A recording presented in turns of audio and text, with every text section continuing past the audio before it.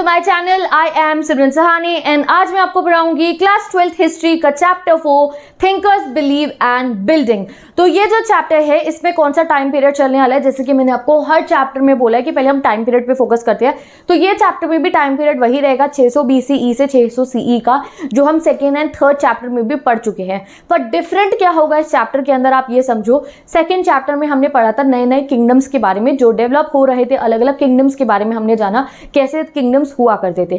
Third chapter में हमने लोगों के बारे में जाना कि समाज कैसा रहता था, समाज की रियलिटीज क्या क्या थी, जब शादी की जाती थी तो किन परंपराओं का ध्यान रखा जाता था, किन नॉर्म्स का ध्यान रखा जाता था, कैसे फैमिली टाइज हुआ करते थे, किन फोक के बारे में हमने थर्ड चैप्टर में जाना। तो पहले चैप्टर में हमने किंगडम के बारे में जाना, थर्ड चैप्टर में हमने किंगडम के लोगों के बारे में जाना। अब ये जो फोर्थ चैप्टर है ये बहुत ही अलग है, ये इन दोनों चैप्टर से अलग है। यहाँ हम बड़े बड़े थिंकर्स के बारे में जानेंगे, यहाँ हम बुद्धिज्म के बारे में जानेंगे, जैनिज्म फिलोसफी के बारे में जानेंगे, वैदिक ट्रेडिशंस के बारे में भी हम इस चैप्टर में जाने वाले हैं।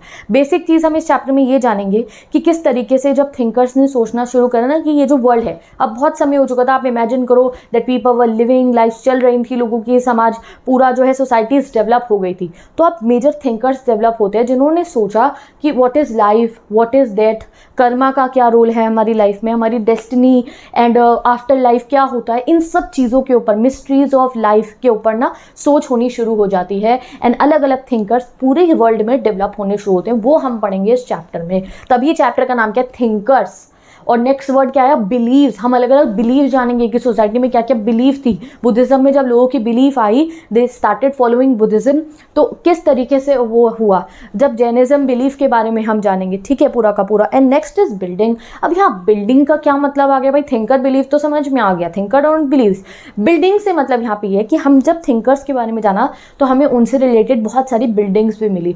जैसे बुद्धिज्म के बारे में जब हमें पता चला तो हमें बुद्धिज्म से रिलेटेड बहुत सारे मॉन्यूमेंट्स मिले, बिल्डिंग्स मिली, जैसे कि सांची स्तूपा, और बहुत सारे स्तूपा हमें मिले रिलेटेड टू बुद्धिज्म। जैसे अशोका ने बहुत सारे पिलर बनवाए थे जिन पे धम्मा लिखा गया था, ठीक है। तो इसी तरीके से वो क्या थे, वो एक आर्कोलॉजिकल फाइंड्स थे, वो एक बिल्डिंग। ऐसे ही बुद्धिज्म से रिलेटेड हमें बहुत सारी बिल्डिंग्स मिली, हमें बहुत सारे टेम्पल्स मिलने शुरू हुए, ठीक है, जहाँ पे वैदिक ट्रेडिशंस को फॉलो करा जाता था। तो ये सब बिल्डिंग्स हमें मिलनी शुरू हुई। और बिल्डिंग एक बहुत बड़ा एग्जाम्पल होती है हिस्टोरिकली। आप मॉन्यूमेंट्स क्यों विजिट करते हो, मॉन्यूमेंट जाके आपको अपनी सीधी हिस्ट्री दिख। अब हम इंस्क्रिप्शंस तो नहीं पढ़ते, अब हम मेन्यूस्क्रिप्ट तो नहीं पढ़ते हैं सामने बैठ के, बट हाँ मॉन्यूमेंट ज़रूर विजिट करते हैं। जब भी हमारा हिस्ट्री में इंटरेस्ट बढ़ता है, हमें 6-7 में सारे मॉन्यूमेंट्स के बारे में पढ़ाया जाता था, हमारा भी मन करता था कि हाँ एक बार हम इस मॉन्यूमेंट को देख कर आएँ।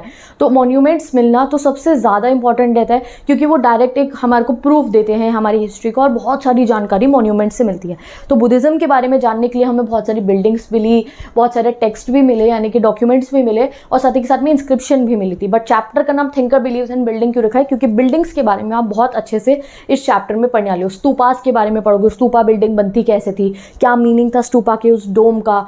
टेम्पल्स के बारे में पढ़ोगे, कैसे इतने मैसिव मैसिव टेम्पल्स एक पहाड़ से, एक स्टोन से बनाए जाते थे, ये सब आप इस चैप्टर में जानोगे, ठीक है। तो बहुत इंटरेस्टिंग चैप्टर है। तो चलो शुरू करते हैं हम अपने इस चैप्टर को। बट चैप्टर शुरू करने से पहले अगेन इस चैप्टर के भी नोट्स आप लोगों के बिल्कुल रेडी हो चुके हैं। जिन स्टूडेंट्स को नहीं पता है तो मैं हर चैप्टर के गाइज हैंड रिटन नोट्स आप लोगों के लिए क्रिएट कर रही हूँ, सो दैट चैप्टर तो अभी वीडियो पढ़ के आपके दिमाग में पूरा बस जाएगा। नेक्स्ट बात आती है कि चैप्टर को कभी रिवाइज करना हो, या चैप्टर पढ़ने के बाद भी आप लोगों का चैप्टर बिल्कुल दिमाग में बसने के लिए रिटर्न आपको प्रैक्टिस करनी है, तो सभी चीज़ों के लिए ये जो नोट्स है इससे आप पूरा अपना रिवीजन कर सकते हो। यहाँ पे आप देख सकते हो ये मैंने क्रिएट कर दिया हैंड रिटन। आपको इन नोट्स का लिंक डिस्क्रिप्शन बॉक्स में मिल जाएगा, इट्स फ्री ऑफ कॉस्ट। आपको बस जाके जो है इसका एक कॉपी करवा लीजिए, जब भी आपको पढ़ोगे तो आपको इससे बहुत हेल्प मिलेगी। और हैंड रिटन भी है, साथ ही के साथ मेरी इंस्टाग्राम ID पे ये सभी नोट्स गिवन है, और प्रिंटेड भी है कि बाई चांस कहीं आपको अगर मेरी राइटिंग समझ में ना है तो आप वो प्रिंटेड डॉक्यूमेंट से भी पढ़ सकते हो, ठीक है।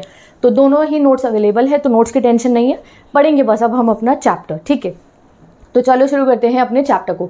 तो इस चैप्टर में क्या पढ़ना है हमें, हम पढ़ेंगे फिलोसोफर्स के बारे में अलग अलग, जिन दो मैंने आपको बता ही दिया बेसिकली क्या पढ़ना है वैसे, कि फिलोसोफर्स ने क्या क्या थिंकिंग्स डेवलप होती हैं उसके बारे में हम पढ़ेंगे। बुद्धिज़्म के बारे में बहुत ज़्यादा पढ़ेंगे, बट बुद्धिज़्म के अलावा भी बहुत सारी बिलीव्स के बारे में हम इस चैप्टर के थ्रू पढ़ने वाले हैं, ठीक है। और बेसिक जो हमारे पास सोर्सेज है बुद्धिज़्म के बारे में जानने के लिए, जैनिज़्म के बारे में जानने के लिए, और अपने वैदिक ट्रेडिशंस के बारे में जानने के लिए भी और नई नई सोर्सेज हमारे सामने बाहर आई। तो वो कौन कौन सी थी, हमारे पास Buddhist, Jain and Brahmanical text थे, यानी कि डॉक्यूमेंट्स हमें मिले। जैसे हमें वैदिक ट्रेडिशंस के बारे में जानना था तो हमारे पास ब्राह्मणिकल टेक्स्ट थे, ब्राह्मणिकल डॉक्यूमेंट्स के थे, मैन्यूस्क्रिप्ट्स थी। बुद्धिज़्म के बारे में जाना था तो हमें त्रिपिताकास मिलते हैं, जिसके बारे में आगे आप पढ़ोगे, ये बुद्धिस्ट टेक्स्ट है, ठीक है। जैन के जानने के लिए तो हमें जैनिज़्म की बहुत सारी मैन्यूस्क्रिप्ट्स मिली है। मैन्यूस्क्रिप्ट पता है ना, क्लास 6 में पढ़ा था, तो मैन्यूस्क्रिप्ट्स हमें मिली, वहाँ से हमने जैनिज़्म के बारे में भी बहुत कुछ स्टडी करा। तो ये मेजर सोर्स इन ट्रेडिशंस के बारे में जानने के लिए वहाँ पर क्या थी, पहले तो डॉक्यूमेंट, रिटन के डॉक्यूमेंट। दूसरी चीज़ हमें क्या मिली, इंस्क्रिप्शन, जो हम सेकेंड चैप्टर में पढ़ चुके हैं। अब तीसरी चीज़ हमें क्या मिलती है, बड़ी बड़ी बिल्डिंग, डायरेक्ट हमारे सामने प्रूफ है भैया जानने के लिए। तो ये 3 सोर्सेज है हमारे पास अपनी हिस्ट्री जानने के लिए, ठीक है। तो अब चलते हैं हम, हाँ, और सबसे बेस्ट प्रिजर्व सोर्स जो है हमारे पास बुद्धिज़्म के बारे में जानने के लिए, वो है सांची स्तूपा। आप में से कितने बच्चे सांची स्तूपा गए हैं तो मुझे ज़रूर कमेंट सेक्शन में बताना, and how was your experience ये भी बताना। तो सांची स्तूपा जो है हमारा, ये बहुत ही इंपॉर्टेंट मॉन्यूमेंट है रिलेटेड टू बुद्धिज़्म। तो चलो पढ़ते हैं अब हम सांची स्तूपा के बारे में। चैप्टर स्टार्ट ही हमारा टॉपिक 1 से होता है, ग्लिम्पसेस ऑफ सांची। सांची मिलता कब है, 19th सेंचुरी के दौरान सांची स्तूपा मिलता है, और ये कहाँ पे मिलता है, भोपाल का एक गाँव है सांची इन कानाखेड़ा, ठीक है। ये एक स्मॉल विलेज है, और इस विलेज में जो है हमारे को सांची स्तूपा मिलता है। अब मिलता है तो मतलब क्या होता है यहाँ पे, बेसिकली अलेक्जेंडर कनिंघम, जिनके बारे में हमने चैप्टर 1 में भी पढ़ा था, ये एसआई के जनरल थे ये। तो ये वहाँ पे विजिट करते हैं यहाँ पे विलेज में, और यहाँ जाके प्रॉपर देखते हैं कि यहाँ पे बुद्धा से रिलेटेड बहुत सारे स्टैचूज़ मिले, और भी बहुत सारे इंपॉर्टेंट, हमें आप मान सकते हो कि रेलिक्स मिले, और ब्यूटीफुल हमारे को जो है गेटवेज़ मिले। जो सांची स्तूपा है उसके 4 गेटवेज़ हैं, तो उसके जो गेटवेज़ हैं वो इतने ज़्यादा ब्यूटीफुल हैं कि एक गेटवे को तो जो है ना, ये जो अंग्रेज़ हैं ये लेकर भी जाना चाहते थे हमारे, ठीक है। तो पूरा का पूरा हमारे को वहाँ पे जो है अपने सामने सबूत मिला, एक प्रॉपर मॉन्यूमेंट मिला, and it was related to Buddhism, ठीक है। तो ये चीज़ को जो है जब पूरा वहाँ पे जैसे खुदाई करी, मॉन्यूमेंट निकला, तो अलेक्जेंडर कनिंघम वहाँ जाते हैं, वहाँ काफ़ी दिनों तक रहते हैं, ड्राइंग्स बनाते हैं वहाँ पे, और पूरा वहाँ पे अपनी रिसर्च करके वहाँ पे एक पूरी रिपोर्ट तैयार करते हैं। तो यही चीज़ आपको यहाँ पे बता रखी है। तो अब चलते हैं हम अपने पूरे टॉपिक को स्टार्ट करते हैं। ये तो ब्लू बॉक्स मैंने आपको पढ़ाया था। तो ये जो कुछ भी सांची में हुआ ना, मतलब कि सांची स्तूपा का जो कितना भी डॉक्यूमेंट्स बनाए गए, रिसर्च करी गई, तो इसमें एक बहुत मेजर रोल था भोपाल की रूलर का, जिनका नाम था शाहजहां बेगम, एंड साथ ही के साथ में उनकी सक्सेसर भी, जिनका नाम था सुल्तान जहां बेगम। इन दोनों ही रूलर्स ने बहुत सारा जो है टाइम एंड मनी को इन्वेस्ट करा सांची स्तूपा की रिसर्च के लिए।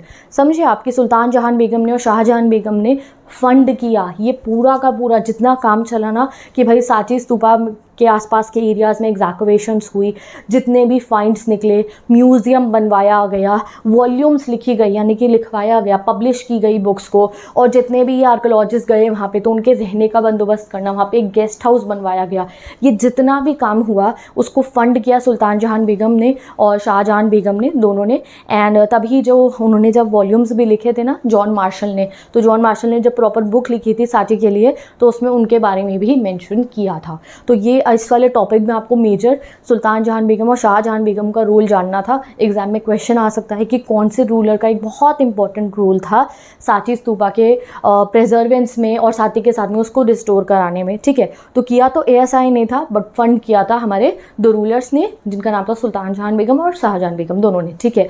तो फोटोज़ भी गिवन है हमारी बुक में, आप यहाँ पे देख सकते हो शाहजहां बेगम की तस्वीर, ठीक है। तो अब चलते हैं हम अपना नेक्स्ट टॉपिक पे, और यहाँ से हमें पता चलेगा अपने थिंकर्स के बारे में। तो जैसे मैंने आपको कहा कि इंडिया में बुद्धिज़्म बिलीफ स्टार्ट होती है, जैनिज़्म स्टार्ट होता है, वैसे ही all over the world thinkers were developing.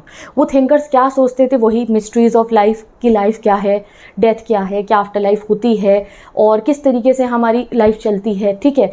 और जैसे कि हमारे कर्मा का क्या रोल है हमारी लाइफ में, इन सब चीज़ों के ऊपर थिंकर्स ने सोचना शुरू करा, not only in India, all over the world. तो हमें कुछ थिंकर्स जो इंडिया से बाहर के हैं उनके बारे में बता रखा है, जैसे कि ज़ाराथुस्त्रा इन ईरान, ठीक है, कॉन्गजी इन चाइना, साथ ही के साथ में Socrates, Plato and Aristotle in Greece, ठीक है। तो ये 3 थिंकर जो बता रखे हैं आपको, 3 कंट्रीज़ के, इनके बारे में आप याद रखना, एग्जाम में 1 मार्कर क्वेश्चन में आ सकता है कि ग्रीस के थिंकर्स के बारे में बताओ, चाइना के थिंकर के बारे में बताओ, ईरान के थिंकर के बारे में बताओ। तो ये 1 मार्कर है, मैंने आपको बता दिया है। एंड व्हाट दे ट्राइड, क्या करते थे ये thinkers, they tried to understand mysteries of existence, कि हमारी एग्जिस्टेंस कैसे हुई, और ह्यूमन बीइंग का relationship with the cosmic order, यानी कि हमारा यूनिवर्स के साथ क्या रिलेशनशिप है। ये सब चीज़ें जो क्वेश्चन अब भी हम ढूंढते हैं, वही चीज़ों के बारे में ढूंढना स्टार्ट होता है, ठीक है। और ये टाइम कौन सा था, ये 620 CE से 600 CE का पीरियड था। तो इस ज़माने में बहुत सारे किंगडम्स डेवलप हो रहे थे, बहुत सारी सिटीज़ डेवलप हो रही थी। इस विद दिस हम आते हैं अपने टॉपिक नंबर 2.1 पे, द सेक्रीफाइसल ट्रेडिशंस। अब इस टॉपिक में हम पढ़ेंगे हमारे कुछ वैदिक ट्रेडिशंस के बारे में। देखो जो हमारा ऋग्वेदा है वो कब कंपाइल हुआ था, जल्दी से आप मुझे कमेंट सेक्शन में बताइए, एग्जाम में आ सकता है क्वेश्चन 1 मार्क में। हम चैप्टर 2 में भी पढ़ा था और 3 में भी, व्हेन वाज ऋग्वेदा कंपाइल, ठीक है। तो वो पीरियड आप मुझे कमेंट सेक्शन में बताना। तो जो हमारा ऋग्वेदा है उसमें बहुत सारे हाइम्स गिवन है, हाइम्स मतलब बहुत सारे भजन गिवन है in praise of our deities, हमारे डेटीज़ की प्रे में, हमारे देवताओं की प्रेयर करने के लिए, जैसे कि अग्नि के, इंद्रदेव के और सोम के जो है प्रे करने के लिए उनको बहुत सारी हमारे जो ऋग्वेद है उनमें हिम्स गिवन है। तो उनको चैंट किया जाता था, उनको प्रे किया जाता था बहुत समय पे, ठीक है। और स्पेशली जब सैक्रिफाइसेस परफॉर्म किए जाते थे, जब लोग सैक्रिफाइसेस परफॉर्म करते थे अपनी कैटल के लिए, अपने सन के लिए, अपनी गुड हेल्थ के लिए, अपनी फैमिली की और अपनी लॉन्ग लाइफ के लिए, तो उस समय पे भी जो है इन हाइम्स को गाया जाता था और प्रे किया जाता था, ठीक है। एट फर्स्ट, अब यहाँ पे हमें कुछ वैदिक ट्रेडिशन के बारे में बता रखे कि शुरुआत में एट फर्स्ट जो सैक्रिफाइसेस होते थे हमारी वैदिक ट्रेडिशंस में वो कलेक्टिवली होते थे, यानी कि सब लोग मिलकर किया करते थे। मतलब समझो पूरा गांव कर रहे हैं या किंगडम में कलेक्टिवली हो रहे हैं। Later on some sacrifices were perform by the head of the family for the wellbeing of domestic unit. फिर कुछ कुछ सैक्रिफाइसेस फैमिलीज में होने लग गए कि एक फैमिली में सैक्रिफाइस हो रहा है अपनी फैमिली की वेलबींग के लिए, ठीक है। एंड जो मोर एलैबोरेट सैक्रिफाइसेस होते थे उनमें से थे हमारे राजसूय यज्ञ और साथ ही के साथ में अश्वमेधा यज्ञ। और ये जो था सैक्रिफाइसेस ये कौन परफॉर्म करते थे, ये राजा और जो चीफ होते थे ये सैक्रिफाइसेस परफॉर्म करते थे। अब ये सैक्रिफाइसेस में जितने भी रिचुअल्स होते थे वो कौन करते थे, वो करते थे ब्राह्मण्स, क्योंकि हमने पढ़ा भी था दैट रिचुअल्स परफॉर्म करना, सैक्रिफाइसेस करना वो किसका काम है, पूरा का पूरा उसके रिचुअल्स परफॉर्म करना वो ब्राह्मण्स का काम था। And Kshatriyas get the sacrifices done, ठीक है।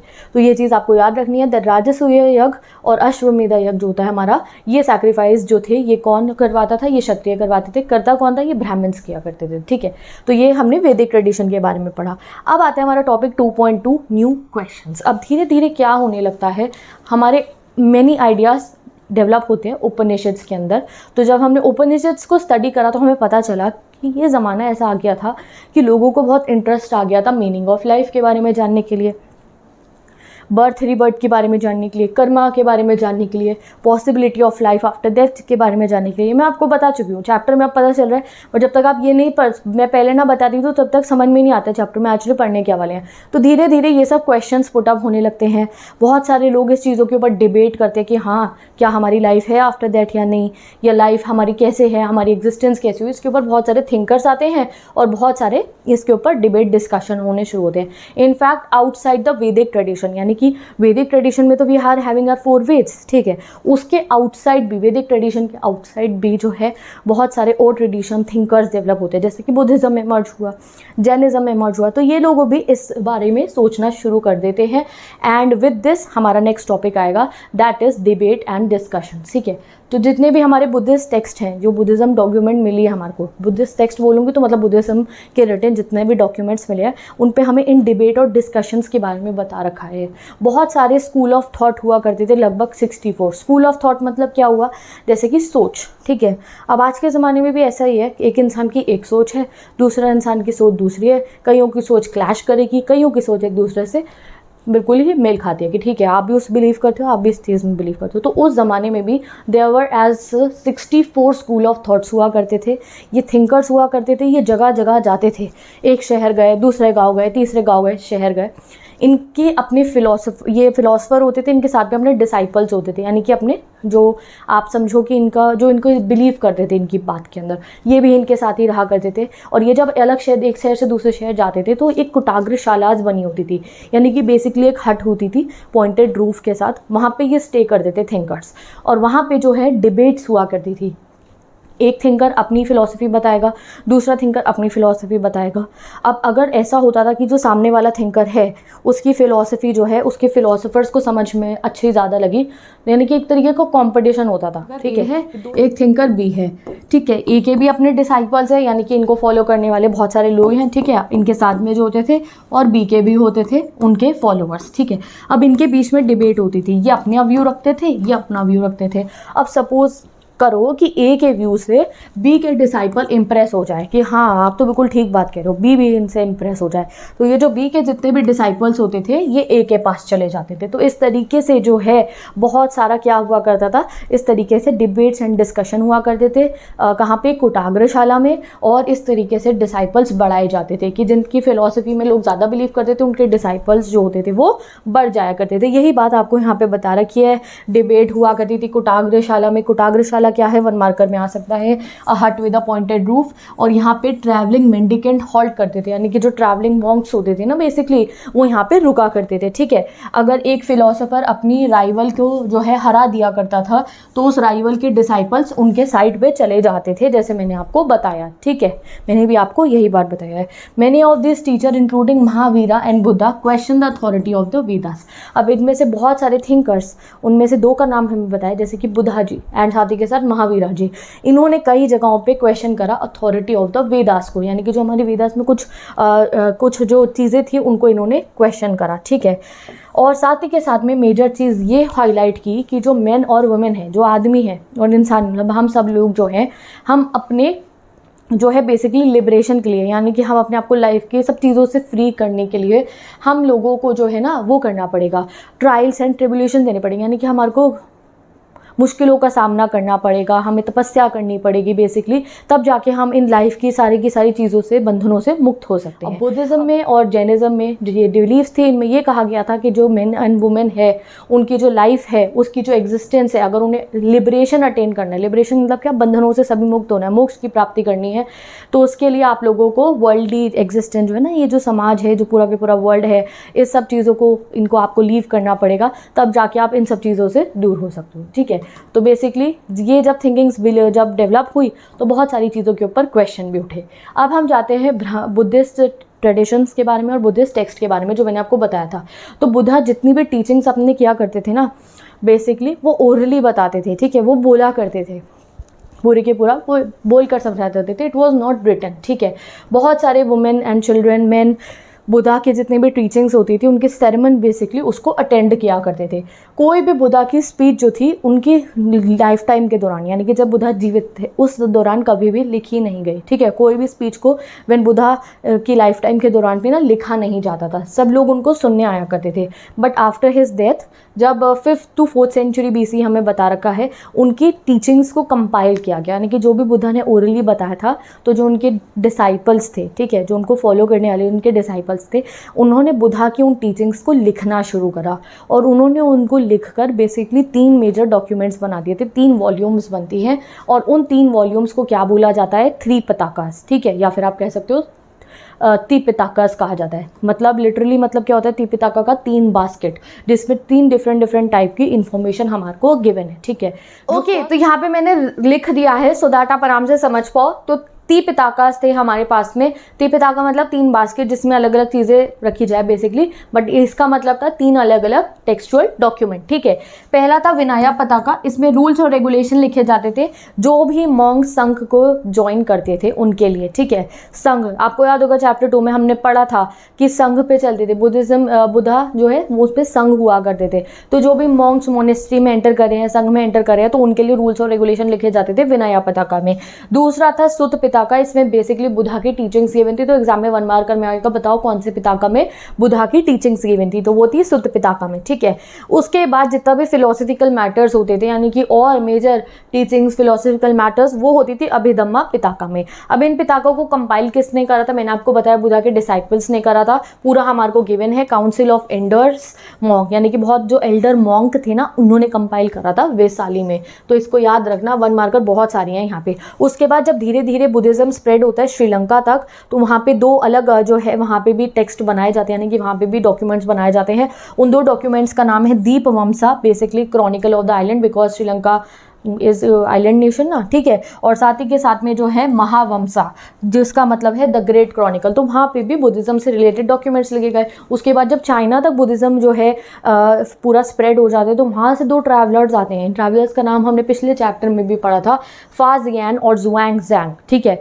ये आते हैं इन्हीं वाले डॉक्यूमेंट्स को पढ़ने के लिए, इनकी सर्च में, इनको खोज में जो है वो चाइना से इंडिया तक आते हैं। ठीक है, जब बुद्धिज्म स्प्रेड हो जाता है चाइना में, तो इस तरीके से जो है बुद्धिज्म जो है धीरे धीरे धीरे स्प्रेड हुआ एंड इस तरीके से बुद्धा की टीचिंग्स को लिखा गया था। तो एक चीज़ आपने नोटिस करी दैट बुद्धा की टीचिंग्स जो थी लाइफ टाइम में तो ओरली बोली जाती थी, बाद में उनको राइट करना शुरू करा। तो अभी हम बुद्धिज़्म को अभी यहीं पे हम आगे पढ़ेंगे। अभी ये एक आपका मतलब आप समझो एक स्टॉप है। अभी हम पहले जानेंगे जैनिज्म के बारे में, then again we will come back to Buddhism. तो चलो पढ़ते हैं अब अपना topic number 3। Topic number 3, beyond worldly pleasures the message of Mahavira. तो यहाँ हम जैनिज्म के बारे में जानेंगे।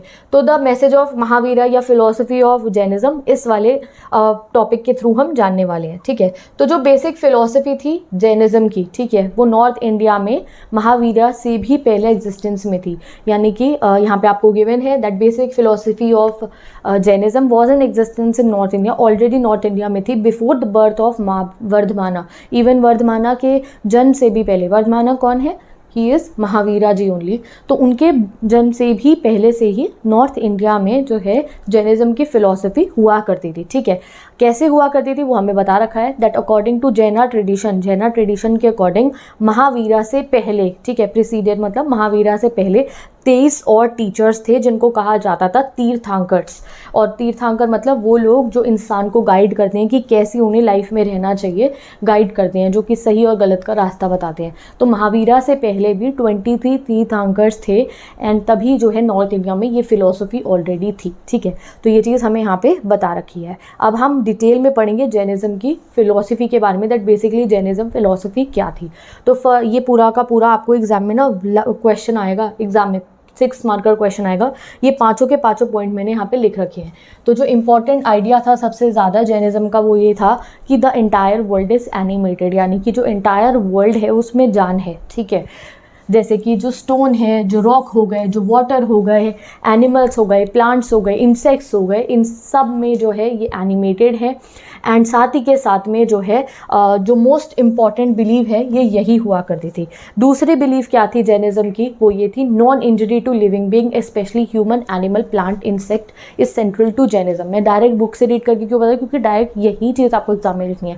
दूसरी मेजर बिलीव जैनिज्म की क्या थी, दैट कभी भी हमें नुकसान नहीं पहुँचाना है, चोट नहीं पहुँचानी है, दर्द नहीं पहुँचाना है किसी भी इंसान को, एनिमल को, प्लांट को, इंसेक्ट को। This was central to Jainism, ठीक है, this is central to Jainism. In fact principle of ahimsa, जो अहिंसा का प्रिंसिपल है, यानी कि हिंसा नहीं करनी है, वायलेंट नहीं करना है, ये एम्फोसिस करा जाता है जैनिज्म में, ठीक है।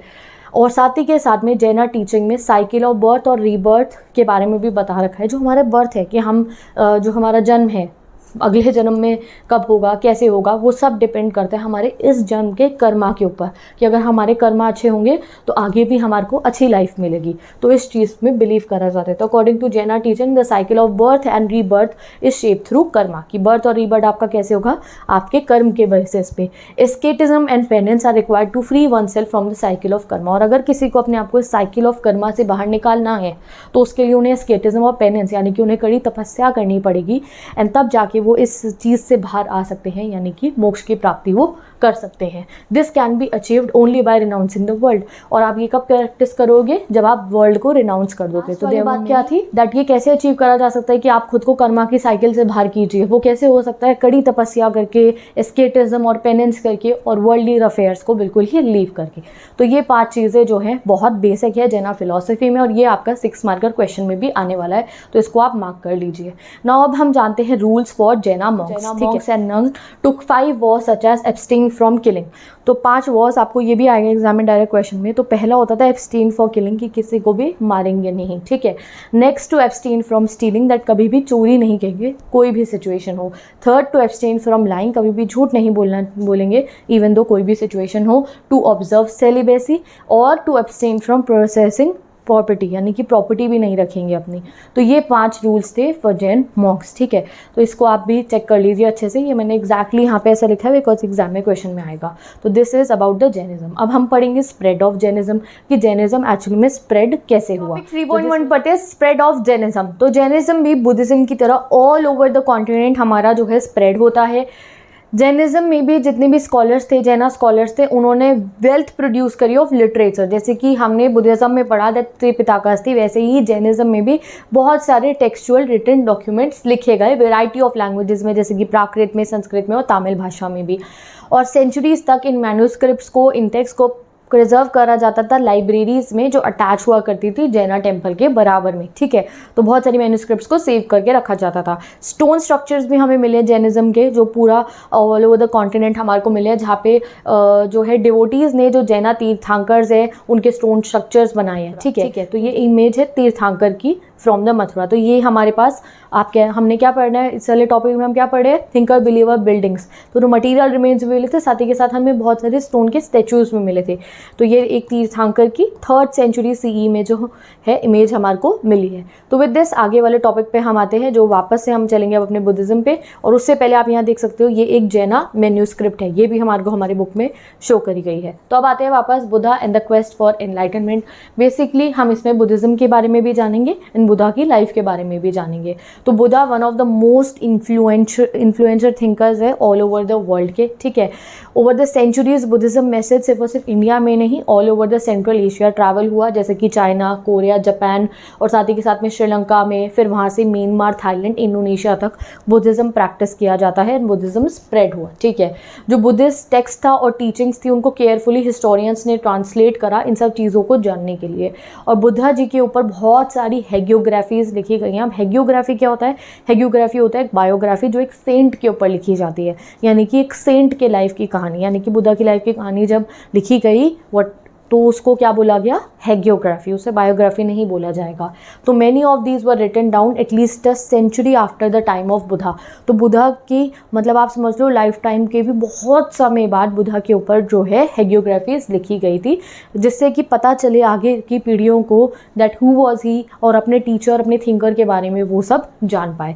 तो अब हम पढ़ते हैं बुद्धा की लाइफ के बारे में फ्रॉम द हैगियोग्राफीज ओनली। तो बुद्धा का नाम था Siddhartha and he was the son of a chief of Shakya clan. तो वो साक्या क्लैन के चीफ के बेटे थे, ठीक है। उनको शेल्टर्ड अपब्रिंगिंग करी गई थी, उनके जो पूरा महल था उसमें harsh realities of the world से उससे बिल्कुल बचा के, बुद्धा को जितनी भी दुख, संसार के दुख, दर्द, पीड़ा हुआ करती थी, उन सब से जो है आइसोलेट करके कि उन्हें कुछ भी पता ना चले, ऐसे उनकी अपब्रिंगिंग की गई थी। बट एक दिन बुद्धा जी क्या करते हैं, यानी कि सिद्धार्था, जब उन्होंने अपने चैरियटर को, यानी कि जो रथ चलाने वाला होता था, उसे परसुएड करा कि मुझे ना सिटी में लेके जाओ। तो जब वो पहली बार सिटी में जर्नी टू द वर्ल्ड उनकी होती है, आउटसाइड वर्ल्ड में वो जब पहली बार जाते हैं तो उन्हें सारी ट्रॉमेटिक इवेंट्स दिखाई देती है और वो बहुत परेशान हो जाते हैं और एंग्विश में आ जाते हैं वो सब देख के। सबसे पहले वो एक ओल्ड मैन को देखते हैं, ये एग्जाम में क्वेश्चन में आएगा बुद्धा ने क्या 4 चीज़ों को देखा था। तो पहले वो ओल्ड मैन को देखते हैं, फिर एक वो सिक मैन को देखते हैं, यानी कि जिसकी तबीयत ठीक नहीं होती है, फिर एक कॉप्स को देखते हैं। एंड उस समय पे उन्हें समझ में आ जाता है कि जो ह्यूमन बॉडी है, जो एक इंसान की बॉडी है, उसमें डिके और डिस्ट्रक्शन होगा, दैट हमारा एंड ज़रूर होगा, ठीक है। ये चीज़ उन्हें समझ में आ जाती है। और फिर लास्ट में वो एक होमलेस मेंडिकेंट को देखते हैं, यानी कि एक मॉन्क को देखते हैं बेसिकली वो। और उसको देख के, उनको मॉन्क को देख के उन्हें ऐसा लगता है कि उन्होंने अपने जो वर्ल्ड है ना उसके साथ वो उस टर्म्स पे आ गया, उन्होंने अपनी ओल्ड एज, डिजीज़, सब कुछ जो है एक्सेप्ट कर लिया और उन्हें उनके ऊपर बहुत पीस दिखाई देती है, ठीक है। कि वो एक मॉन्क थे एंड वो ओल्ड एज में थे, डिजीज़, डेथ, एवरीथिंग को उन्होंने एक्सेप्ट करा था एंड ही फाउंड दैट वहाँ पे पीस है। तो Siddhartha decided that he would to adopt the same path. तो तब वो डिसाइड करते कि वो भी इसी पाथ को जो है अपनाएंगे। एंड सून आफ्टर वो अपना पैलेस को लीव करके अपनी सच्चाई जानने के लिए, पूरे आप समझो कि इनलाइटनमेंट प्राप्त करने के लिए वो चलते हैं। Siddhartha explored several parts including bodily mortification. वो मतलब कि इनलाइटनमेंट करने के लिए, मोक्ष की प्राप्ति के लिए बहुत सारे पाथ्स अपनाते हैं। इवन बॉडीली मॉर्टिफिकेशन, जिसमें कुछ भी बहुत समय तक कुछ भी नहीं खाते हैं, कुछ भी पानी नहीं पीते हैं, इतने सीवियर तरीकों को भी उन्होंने अपनाया और इससे उनकी नियर डेथ सिचुएशन भी होने वाली थी। फिर उन्होंने अबैंडन करा इन एक्सट्रीम प्रोसीजर्स को, मेथड्स को, एंड देन बुद्धा ने मेडिटेशन करी for several days and finally उन्हें एनलाइटनमेंट मिल जाती है। एंड उसके बाद बुद्धा को क्या बोला जाने लगा? बुद्धा मतलब क्या है? एनलाइटेंड वन, ठीक है, जिनको मोक्ष की प्राप्ति हो गई है, the one who is enlightened. For the rest of his life he thought the dhamma और the path of righteous living. फिर rest of the life Buddha ने क्या समझाया लोगों को? धम्मा क्या है? जो अशोका ने भी अपने पिलर्स पे लिखवाया था ना, तो धम्मा क्या है? The path of righteous living. Dhamma के जितने भी बेसिक थे ना, हमने पढ़े थे धम्मा के, याद है अगर आपको चैप्टर 2 के, तो बताना कमेंट सेक्शन में, टेस्ट हो जाएगा चैप्टर 2 का। जितने भी धम्मा के प्रिंसिपल थे वो यूनिवर्सल थे, तभी बुद्धिज्म स्प्रेड हुआ ऑल ओवर द वर्ल्ड कि हर कोई उससे रिलेट कर पा रहा था, ठीक है। तो विद दिस आगे आते हैं हम अपने नेक्स्ट टॉपिक पे, जहाँ पे हमें आगे बुद्धा की लाइफ के बारे में बताया जाएगा एंड बुद्धिज़्म की पूरा का पूरा किस तरीके से बुद्धिज़्म की जो बिलीफ्स है और ज़्यादा जो है स्प्रेड हुई उसके बारे में। तो टॉपिक नंबर 5 पे आते हैं अब हम, द टीचिंग्स ऑफ बुद्धा। ठीक है, बेसिकली मैंने कहा बुद्धा की टीचिंग्स को बहुत ज़्यादा अपनाया गया, बहुत स्प्रेड हुई, तो बेसिकली बुद्धिज़्म में क्या टीच करा जाता था ये जानेंगे। तो अकॉर्डिंग टू बुद्धिज़्म वर्ल्ड क्या है, ट्रांजिएंट है, यानी कि अनिका, हिंदी मतलब आप बोलो इस लैंग्वेज में क्या है, अनिका, एंड कॉन्स्टेंटली चेंजिंग। मतलब ट्रांजिएंट मतलब होती है ऐसी चीज़ जो बार बार चेंज हो रही है, तो वर्ल्ड हर समय चेंज होता रहता है। एंड इट इज़ सोललेस, और क्या है वर्ल्ड क्या है, सोललेस है। एंड नथिंग इज़ परमानेंट और इटर्नल, तो यानी कि मतलब यह है कि वर्ल्ड बार बार चेंज होता रहता है, एवरीथिंग इज सोललेस, और कुछ भी चीज़ हमारे वर्ल्ड के अंदर परमानेंट नहीं रहती है। And with this transient world sorrow मतलब दुख, जो ह्यूमन लाइफ में ज़रूर होगा, ऐसा नहीं आप हमेशा खुश होगे, कभी ना कभी आपको दुख का सामना करना पड़ेगा।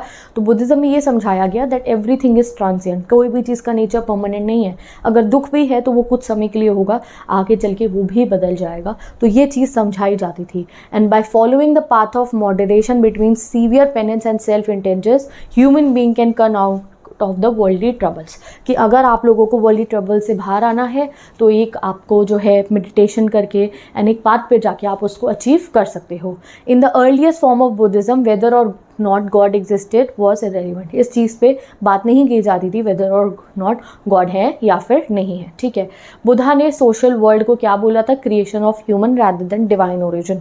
ये हमने पढ़ा था दैट बुद्धिज़्म में ये बताया गया था सोशल कॉन्ट्रैक्ट के बारे में, कि जो इंस्टीट्यूशन है किंग का, ये जो पूरे किंगडम्स बने हैं, किंग को चूज़ किया गया, ये जितना भी कुछ है जो ह्यूमन एग्जिस्टेंस है, जो चीज़ों को ह्यूमन ने जो है प्रैक्टिस करते हैं हम आज के समय पे, वो हमारा खुद का है, वो डिवाइन ओरिजिन नहीं है। देयरफॉर उन्होंने एडवाइस करा था किंग्स को, गहापतीस को, कि वो आम जनता जो है उनकी तरफ ह्यूमेन रहे, इंसानियत से रहें उनके साथ में। जो सोशल कॉन्ट्रैक्ट हमने पढ़ा था ना, जिसमें बुद्धा जी की फ़िलॉसफी के अकॉर्डिंग हमें बताया गया था कि जो किनशिप है, जो राजा बने हैं, वो खुद से ह्यूमंस ने मिलकर डिसाइड करके एक इंसान को अपना महासमता चुन के उनको वो जो है बनाया था। तो इसलिए जब खुद ही ह्यूमन इंस्टीट्यूशन ही है, तो जो राजा है, जो महासमता है, इवन गहापति, जो अमीर अमीर गहापति होते थे, उनको वो समझाया करते कि तो अपने जो नौकर हो गए, जो आम जनता हो गई, जो आपकी प्रजा है, जो फार्मर हो गए आपके यहाँ के, उनसे अच्छे से पेश आना है। ठीक है, उनकी रिस्पेक्ट करनी है, उनकी हेल्प करनी है, ये चीज़ बुद्धिज़्म में समझाई जाती थी। Individual effort was expected to transform social reality. ठीक है, तो बुद्ध ये कहते थे बेसिकली कि जो इंसान है ना, एक इंसान अगर लाइफ में वो अच्छी चीज़ें करेंगे, अच्छे कर्म करेंगे, तो उससे पूरी सोसाइटी का बेसिकली भला होगा। ठीक है, इंपॉर्टेंट चीज़ बुद्धा एम्फसाइज करते थे वो थे individual agency, righteous action as a means to escape from cycle of birth and rebirth and to achieve nibbana. ठीक है, तो बेसिकली मतलब बुद्धा के अकॉर्डिंग ये था दैट अगर हम सेल्फ राइटियस एक्शन करेंगे, यानी कि हम सही कर्म करेंगे और सही पाथ पे चलेंगे, तो हम निब्बन भी जो है अचीव कर सकते हैं। नाउ व्हाट इज़ दिस निब्बना या निब्बन, तो ये तो प्रॉपर आप पढ़ने को अगर बैठोगे तो इट्स वेरी बहुत डीप मीनिंग है इसको आपको समझने के लिए। अगर मैं आपको नॉर्मल वर्ड में समझाऊँ, ये कि एक ऐसी स्टेट जिसमें इंसान बिल्कुल भी सेल्फिश नहीं होता है। ठीक है, बिल्कुल भी सेल्फिश नहीं है। ये एक ऐसी स्टेट होती है जिसमें सुप्रीम जॉय होता है, हर टाइप के जो जितने भी फ्री हो जाता है इंसान, हर चीज़ों से, हर टाइप के बंधनों से मुक्त हो जाते हैं। और ये आफ्टर डेथ नहीं, ऐसा नहीं है कि डेथ के बाद ये सब चीज़ें होंगी, कि कोई भी लालच नहीं है मन के अंदर, कोई दुख नहीं है, एक्सट्रीम जॉय वाला फेज़ जो होगा। ठीक है, कि आप सेटिस्फाइड हो, वो जो फेज़ होगा वो इन लाइफ भी अचीव किया जा सकता है। इसको निब्बन कहते हैं। और ये कैसे होगा, by doing the right actions, और इससे हम साइकिल ऑफ बर्थ और रीबर्थ से भी बाहर आ सकते हैं। सेल्फ रियलाइजेशन हो सकता है, एक्चुअली में हम निब्बन जो है उस स्टेट को अचीव कर सकते हैं। ठीक है, तो जो बुद्धिस्ट मॉन्क होते हैं वो यही प्रैक्टिस करते हैं। ठीक है, कि वो भी इस स्टेट को अचीव कर पाए और सफरिंग ऑफ द वर्ल्ड को जो है पूरा का पूरा जो है वो एंड कर पाए। अब वो होगा कैसे, बाय रिनाउंसिंग द वर्ल्ड। अब आप वर्ल्ड में रह के, वर्ल्ड मैटर्स में रह के ये नहीं कर सकते हो। When you will renounce the world, then आप इस स्टेट को अचीव कर सकते हो, जैसे कि बुद्धा ने किया। ठीक है, he left his family, kingdom, and तब उन्होंने जो है एनलाइटनमेंट अचीव करी। तो according to Buddhist tradition, Buddha के फॉलोअर्स ने उनके लास्ट वर्ड्स भी बताए थे। वो ये थे, be lamp unto yourself as all you must work out on your own liberation. तो उन्होंने कहा था बी लैम्प टू योरसेल्फ, यानी कि एक इंसान अपनी लाइफ में जो भी कर रहा है वो मतलब उन्हें खुद ही करना होगा, उन्हें खुद को ही सही रास्ते पे ले जाना होगा। ठीक है। तो ये उनके लास्ट वर्ड्स थे, ये भी आप याद रखना फॉर द 1 मार्कर। एंड वैसे भी बहुत ब्यूटीफुल वर्ड्स है तो आपको ये याद होने चाहिए, what were the last words of the Buddha according to the Buddhist tradition, ठीक है। तो विद दिस आते हैं हम अपने नेक्स्ट टॉपिक पे। अब हम पढ़ेंगे फॉलोअर्स ऑफ बुद्धा के बारे में। तो आगे हमारा topic number 6, followers of the Buddha. तो बुद्धा के जो फॉलोअर्स हैं उनको मॉन्क्स एंड नन बोला जाता है। बुद्धा की जो बॉडी ऑफ डिसाइपल्स है वो धीरे धीरे बहुत बड़ी होने लगी, यानी कि बहुत सारे लोग बुद्धिज़्म में बिलीव करने लग गए एंड बुद्धिस्ट संघ, ऑर्गेनाइजेशन ऑफ मॉन्क्स बननी स्टार्ट हो जाती हैं। जितने भी लोग बुद्धिस्ट संघा में जाते थे, मोनेस्ट्री में जाते थे, वो मॉन्क का जीवन जीते थे और बाद में वो टीचर्स भी बन जाते थे धम्मा के, ठीक है। ये मॉन्क्स जो होते थे बहुत सिंपल लाइफ जिया करते थे। अब एग्जाम में क्वेश्चन आ सकता है बुद्धिस्ट मॉन्क की लाइफ बताओ कैसी होती है। तो जो बुद्धिस्ट मॉन्क होते हैं उनकी लाइफ बहुत ज़्यादा सिंपल होती है। ये सिर्फ उतना ही पॉजेस करते हैं जितना असेंशियल होता है सर्वाइवल के लिए। जैसे कि अगर खाना भी है, रिसीव फूड, तो एक ही दिन मिलता है, ठीक है। मतलब एक दिन में एक ही बारी मिलता है और इतना ही मिलेगा जितना एक बारी के खाने के लिए ज़रूरत है, ठीक है। As they lived on alms they were known as bhikkhus. ये आर्म्स पे, भिक्षा पे रहते हैं तो इनको भिक्खूज कहा जाता है, ठीक है।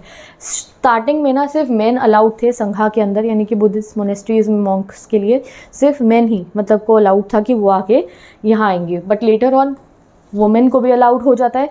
वुमेन को अलाउड कैसे होता है, जब बुद्धा की एक बहुत फेवरेट डिसाइपल थे जिनका नाम था आनंदा, उन्होंने मेडिटेशन करी थी एंड उन्होंने बुद्धा को कहा था, तब जाके जो है अलाउ किया जाता है वुमेन को इन द बुद्धिस्ट संघा। एंड जो फर्स्ट बुद्धिस्ट आप कह सकते हो कि भिकुनी थी, यानी कि जो वुमेन थी जो गई थी यहाँ पे, उनका नाम था महाप्रजापति गौतमी और बेसिकली ये बुद्धा की फॉस्टर मदर थी, तो वो बनती है फर्स्ट भिकुनी, ठीक है। और बहुत सारी जो भिकुनीज होती हैं, यानी कि जो मॉन्क मोनेस्ट्री में जाती हैं, जो फीमेल्स होती हैं, उनमें से काफ़ी सारी ना वो बन जाती थी टीचर्स ऑफ धम्मा, यानी कि वो भी पढ़ते थे और वो धम्मा के जितना भी कुछ प्रिंसिपल्स थे उनको जाके औरों को सिखाते थे, ठीक है। अब the Buddhist follower came from all the social group, राजा भी जाते थे, प्रजा भी जाती थी, ठीक है। हर एक कैटेगरी से लोग वहाँ जाया करते थे, अमीर लोग भी, गरीब लोग भी, गहापति भी, वर्कर भी, स्लेव भी, क्राफ्ट पर्सन भी, वो सब बुद्धिस्ट संघा में जाते थे। और जैसे ही कोई संघ में जाता था तो उसका स्टेटस नहीं रहता था कि कोई राजा गया है या कोई आप समझो स्लेव गया, वहाँ वो इक्वल है, वहाँ वो भिक्खूज और भिक्खुनीज हुआ करते थे, वहाँ कोई उनके बीच में जो है भेदभाव नहीं होता था। तो इंटरनल फंक्शनिंग कैसे चलती थी संघा की, यानी कि कोई भी बात पे डिसीजन लेना है वो बेसिकली होता था डिस्कशन के थ्रू। किसी जितने भी एल्डर मॉन्क्स हैं या जो भी होता होगा तरीका, वो बैठ के डिस्कशन करते थे। बाई चांस डिस्कशन से अगर कोई फैसला नहीं आता था तो वोटिंग होती थी। तो ये होता है संघ। चैप्टर 2 में मैंने आपको बताया था जब हमने महाजनपद के बारे में पढ़ा था कि संघ थे, बुद्धा के जितने भी ये थे वो संघ पे चलते थे। तो बेसिकली ये ओलिगार्कीज थे। ओलिगार्की मतलब ग्रुप ऑफ मेन सारे फैसले लेंगे डिस्कशन के थ्रू, और अगर डिस्कशन से काम नहीं बनता है तो वोटिंग की जाती है। तो इस तरीके से बुद्धिज़्म संघ चला करता था। तो अब आते हैं हम अपने नेक्स्ट टॉपिक पे। यहाँ हमें बता रखा है कि बुद्धिज़्म वो ग्रू वेरी फास्ट जब बुद्धा की लाइफ टाइम में भी, और बुद्धा की डेथ के बाद तो बुद्धिज़्म बहुत ही सारे एरियाज़ में जो है धीरे धीरे फैलना जो है वो शुरू हो जाता है, ठीक है। अब एक चीज़ थी जो बुद्धिज़्म में जो है जिसने बहुत ज़्यादा अट्रैक्ट करा था लोगों को, क्यों इतना ज़्यादा बुद्धिज़्म फैला था, स्प्रेड हुआ था इंटायर वर्ल्ड में, उसमें ये था कि ये जो वैल्यू थी ना कि किसी भी बर्थ के बेसिस पे भेदभाव नहीं करा जाएगा लोगों के ऊपर, कि सब इक्वल हैं, जब भी कोई वहाँ जाएगा तो सबको इक्वली ट्रीट करा जाएगा। ये वो पर्टिकुलर चीज़ थी जिसने मेन एंड वुमेन को बुद्धिज़्म की तरफ और बुद्धिस्ट टीचिंग की तरफ जो है वो ड्रॉ करा था। अब हम जानेंगे rule for monks and nun, यानी कि बुद्धिस्ट मॉन्क्स होते थे और जो नन्स होती थी उनके रूल्स क्या होते थे। जैसे जैनास के पढ़े थे तो देयर आर सम रूल्स जो हमारे को विनय पिटका में गिवन है। तो मैंने आपको बताया था विनय पिटका में गिवन होंगे। तो पहला है व्हेन अ न्यू ब्लैंकेट या फिर रग, जब भी कोई नया भिखुनी बनते थे या भिखू बनते थे तो उनको एक ब्लैंकेट रख दिया जाता था और उनको वो अपने साथ वो कंबल बेसिकली 6 साल तक रखना होता था, ठीक है। नेक्स्ट जो है before the completion of 6 year, अगर उनको एक नया चाहिए होता था वो रग या फिर ब्लैंकेट तो उसको ऑथराइज कराना पड़ता था उनको एंड कन्फेस करना होता था, ठीक है। In case of bhikkhu may accept 2 or 3 bowls of cake और cooked grain meal from a house if he so desire, he should accept more than that, it is to be confess. तो basically अगर उनको जो है ना उतना ही खाना accept करना होता था जब वो भिक्षा मांगने जाते थे जितना उनको एक समय के लिए ज़रूरत होता। इन केस उन्होंने ज़्यादा एक्सेप्ट करा तो वो भी उन्हें कन्फेस करना होता था कि नहीं, हमने 2-3 से भी ज़्यादा बोल ऑफ राइस या फिर केक जो है वो एक्सेप्ट करा है। Having accepted the 2 or 3 bowls and having taken from the, ये अच्छा मैं आपको बता चुकी हूँ, ठीक है। अगर उन्होंने ज़्यादा भी ले लिया है, ठीक है, अगर 2 से 3 से बोल से उनको ज़्यादा खाना, जितना उनको खुद के पेट भरने के बाद अगर उन्होंने एक्स्ट्रा लिया है तो उनको जो है उसको फिर बाकी भिखूस के साथ शेयर करना पड़ेगा। Any bhikkhu who is living the lodging which belongs to sangha must inform to the other bhikkhus. अगर वो एक लॉजिंग को छोड़ के कहीं दूसरी जगह पे जा रहे हैं तो उन्हें बाकियों को इन्फॉर्म करना होगा दैट वी आर गोइंग। तो ये बेसिक रूल्स थे मॉन्क्स एंड नन्स के। तो विद दिस हम आते हैं अपने टॉपिक नंबर 7 पे, स्तूपास पे। तो देखो मैंने आपको कहा था कि सांची स्तूपा से शुरू करके फिर हम वापस सांची स्तूपा पे आएंगे। तो अब हम जानेंगे कि ये स्तूपा कैसे बनते थे, क्यों बनाए गए थे एक्चुअली में स्तूपास, ठीक है। तो let's study about the stupas. तो अब पढ़ते हैं टॉपिक नंबर 7 स्तूपास, और हम यहाँ ये भी जानेंगे स्तूपास क्यों बनाए गए और कैसे बनाए जाते थे, ठीक है। तो बेसिकली हमें यहाँ बता रखा है अर्लीस्ट टाइम से ही कुछ ऐसी जगहें होती थी जिन्हें लोग पवित्र माना करते थे, सेक्रेड माना करते थे। जैसे कि आप समझो कि कोई रॉक के पास की कोई साइट है, कोई नेचुरल ब्यूटी की जगह है जिसके पास में कोई स्मॉल श्राइन बनी हुई है, ऐसी जगहों को जो है सेक्रेड माना जाता था और इनको चैत्यास भी बोला जाता था, ठीक है। जहाँ पे श्राइन है ना, और वो वहाँ पे लोग जाके पूजा करते थे वहाँ पे, और वो सेक्रेड पवित्र होती थी, ठीक है। तो बुद्धिस्ट लिटरेचर में भी हमें बहुत सारे चैत्यास बता रखे हैं, यानी कि वो सेक्रेड प्लेसेस जो बुद्धा की लाइफ से एसोसिएटेड थी। जैसे कि पहली सेक्रेड प्लेस जो बुद्धा की लाइफ से जो है एसोसिएटेड है वो है लुम्बिनी, जहाँ पे बुद्धा का जन्म हुआ था। उसके बाद है दूसरी प्लेस, वो है बोध गया, जहाँ पे बुद्धा ने एनलाइटनमेंट हासिल की थी। थर्ड जगह है सारनाथ, जहाँ पे बुद्धा ने अपना पहला लेसन प्रीच करा था, first sermon. And last one is Kushinagara, जहाँ पे बुद्धा ने निब्बन अचीव करा था, ठीक है। तो ये चारों बहुत सीक्रेट प्लेसेस है बुद्धिज्म के अकॉर्डिंग, ठीक है। ग्रेजुअली बहुत सारी ऐसी और जगहें जो है हमें मिली जिनको सीक्रेट कहा गया बुद्धिस्ट पॉइंट ऑफ व्यू से। 200 years after the time of Buddha, Ashoka ने क्या किया था, इरेक्ट करा था पिलर लुम्बिनी में, ये दिखाने के लिए कि वो वहाँ गए थे। तो जब अशोका जी लुम्बिनी गए थे तो उन्होंने वहाँ पे एक पिलर बनवाया था, ये दिखाने के लिए कि हाँ वो भी वहाँ पे गए थे, क्योंकि वो भी उस जगह को सेक्रेड मानते थे, तो वो वहाँ विजिट करने गए थे। उसके बाद पता है अशोका ने क्या करा, उन्होंने बहुत सारे ऐसे कहा जाता है कि रेलिक्स इकट्ठे करे बुद्धा के, और बहुत सारी चीज़ों को उन्होंने पूरे इंटायर कॉन्टिनेंट में डिस्ट्रीब्यूट करा कि वो वहाँ पे जाके स्तूपा बनेंगे और उन्हें उसमें रखा जाएगा, जो अभी आपको आगे पता चलेगा। तो वाई वर स्तूपास बिल्ट, अब हम आ गए हैं पर्टिकुलर इस टॉपिक पे। तो अदर प्लेसेस भी थी जिन्हें सेक्रेड बोला जाता था, बट स्तूपा भी बहुत ज़्यादा सेक्रेड होते थे। क्यों होते थे, क्योंकि जो स्तूपा है उनके अंदर बुद्धा के रेलिक्स रखे जाते थे, बुद्धा के बॉडीली रिमेन्स रखे जाते थे, कुछ ऐसे ऑब्जेक्ट्स रखे जाते थे जिन्हें बुद्धा ने यूज़ किया था अपने लाइफ टाइम में, उन्हें वहाँ बरी कर दिया जाता था और उसके ऊपर एक माउंट बना दिया जाता था स्तूपा का। जैसे आपने स्तूपा की शेप देखी, ऐसे सेमी सर्कुलर सी शेप है, इसको बोला जाता है माउंट। तो इस माउंट को बना दिया जाता था, इसे स्तूपा कहा जाता था। नीचे बरी कर दिया जाता था क्या, बुद्धा का रेलिक को, बुद्धा की बॉडीली रिमेन्स को। अभी ये जो स्तूपा बनाने का ट्रेडिशन था ये प्री बुद्धिस्ट था, ऐसा नहीं है बुद्धिज़्म के बाद ही ये जो स्तूपा का स्ट्रक्चर है, ये जो माउंट बनाना शुरू हुआ था, नहीं, इससे पहले भी हुआ करता था, बट बुद्धिज़्म में बहुत ज़्यादा हुआ, इसलिए स्तूपास को और ये माउंट बनाने को बुद्धिज़्म से एसोसिएट करे जाने लगा। हमें बहुत सारे ऐसे धीरे धीरे स्तूपा मिलने शुरू हुए जहाँ पे बुद्धा के रेलिक्स रखे होते थे, और फिर बुद्धिज़्म में उसकी बुद्धिज़्म और बुद्धिस्ट लोग जो होते थे उसमें बहुत मानते थे और वो वहाँ विजिट किया करते थे, ठीक है। तो ये बुद्धा का और बुद्धिज़्म का एम्बलम बन चुके थे। तो बुद्धिस्ट टेक्स्ट के अकॉर्डिंग ये कौन सा टेक्स्ट है, वो अशोक वंदना, उसमें यही बता रखा है कि अशोका जी ने क्या करा था, बुद्धा के रेलिक्स के अलग अलग पोर्शंस को डिस्ट्रीब्यूट करा था पूरे के पूरे हमारे कंट्री के अंदर, कि ये वहाँ पे जाके इनको रेलिक्स को रखा जाएगा और उसके ऊपर स्तूपा बनवाया जाएगा, ठीक है।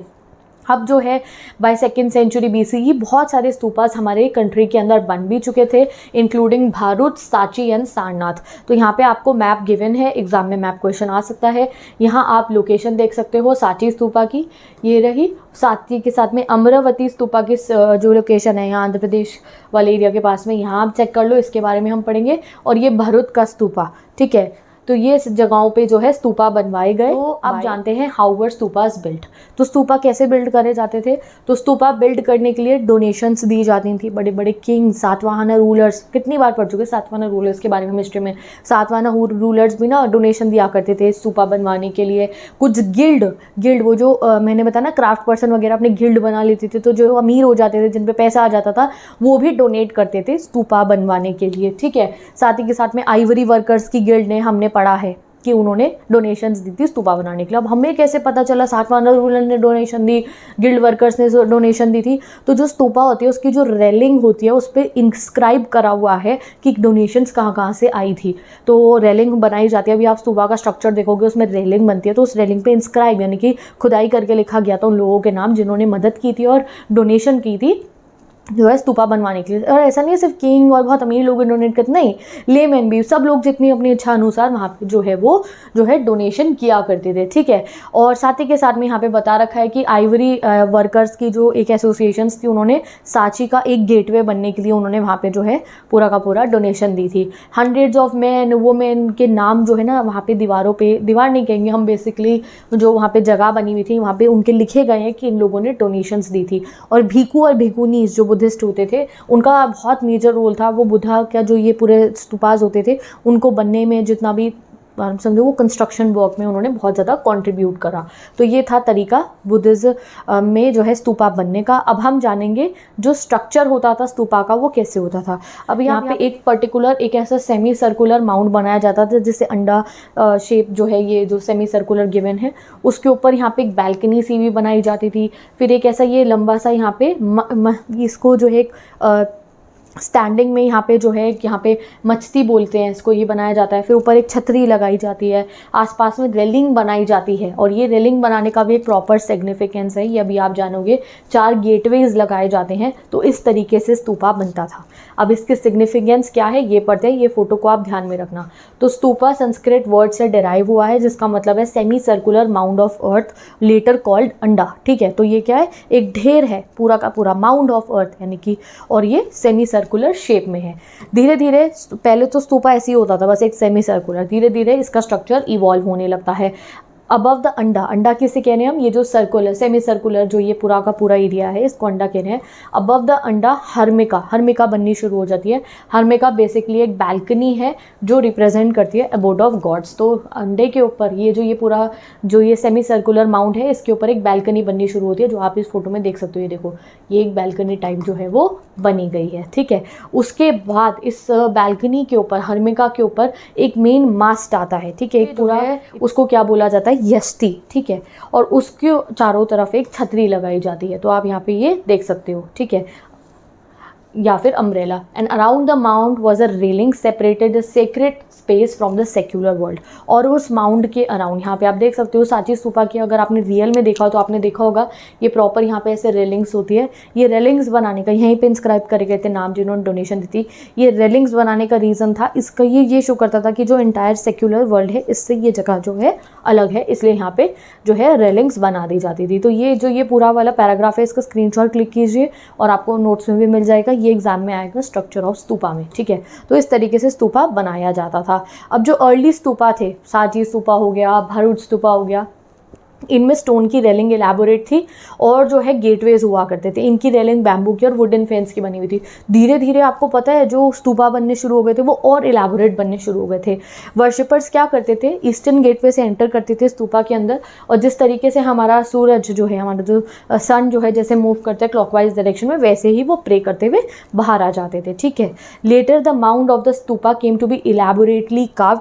धीरे धीरे स्तूपा का जो माउंड है उसको भी इलैबोरेट तरीके से कार्व करने जाने लगा, जैसे कि अमरावती स्तूपा में हुआ और शाहजी की ढेरी जो पेशावर पाकिस्तान में है अभी, यहाँ पे जो स्तूपा है वहाँ पे होना स्टार्ट हो जाता है। तो 2 स्तूपा के बारे में आपको और बता रखा है।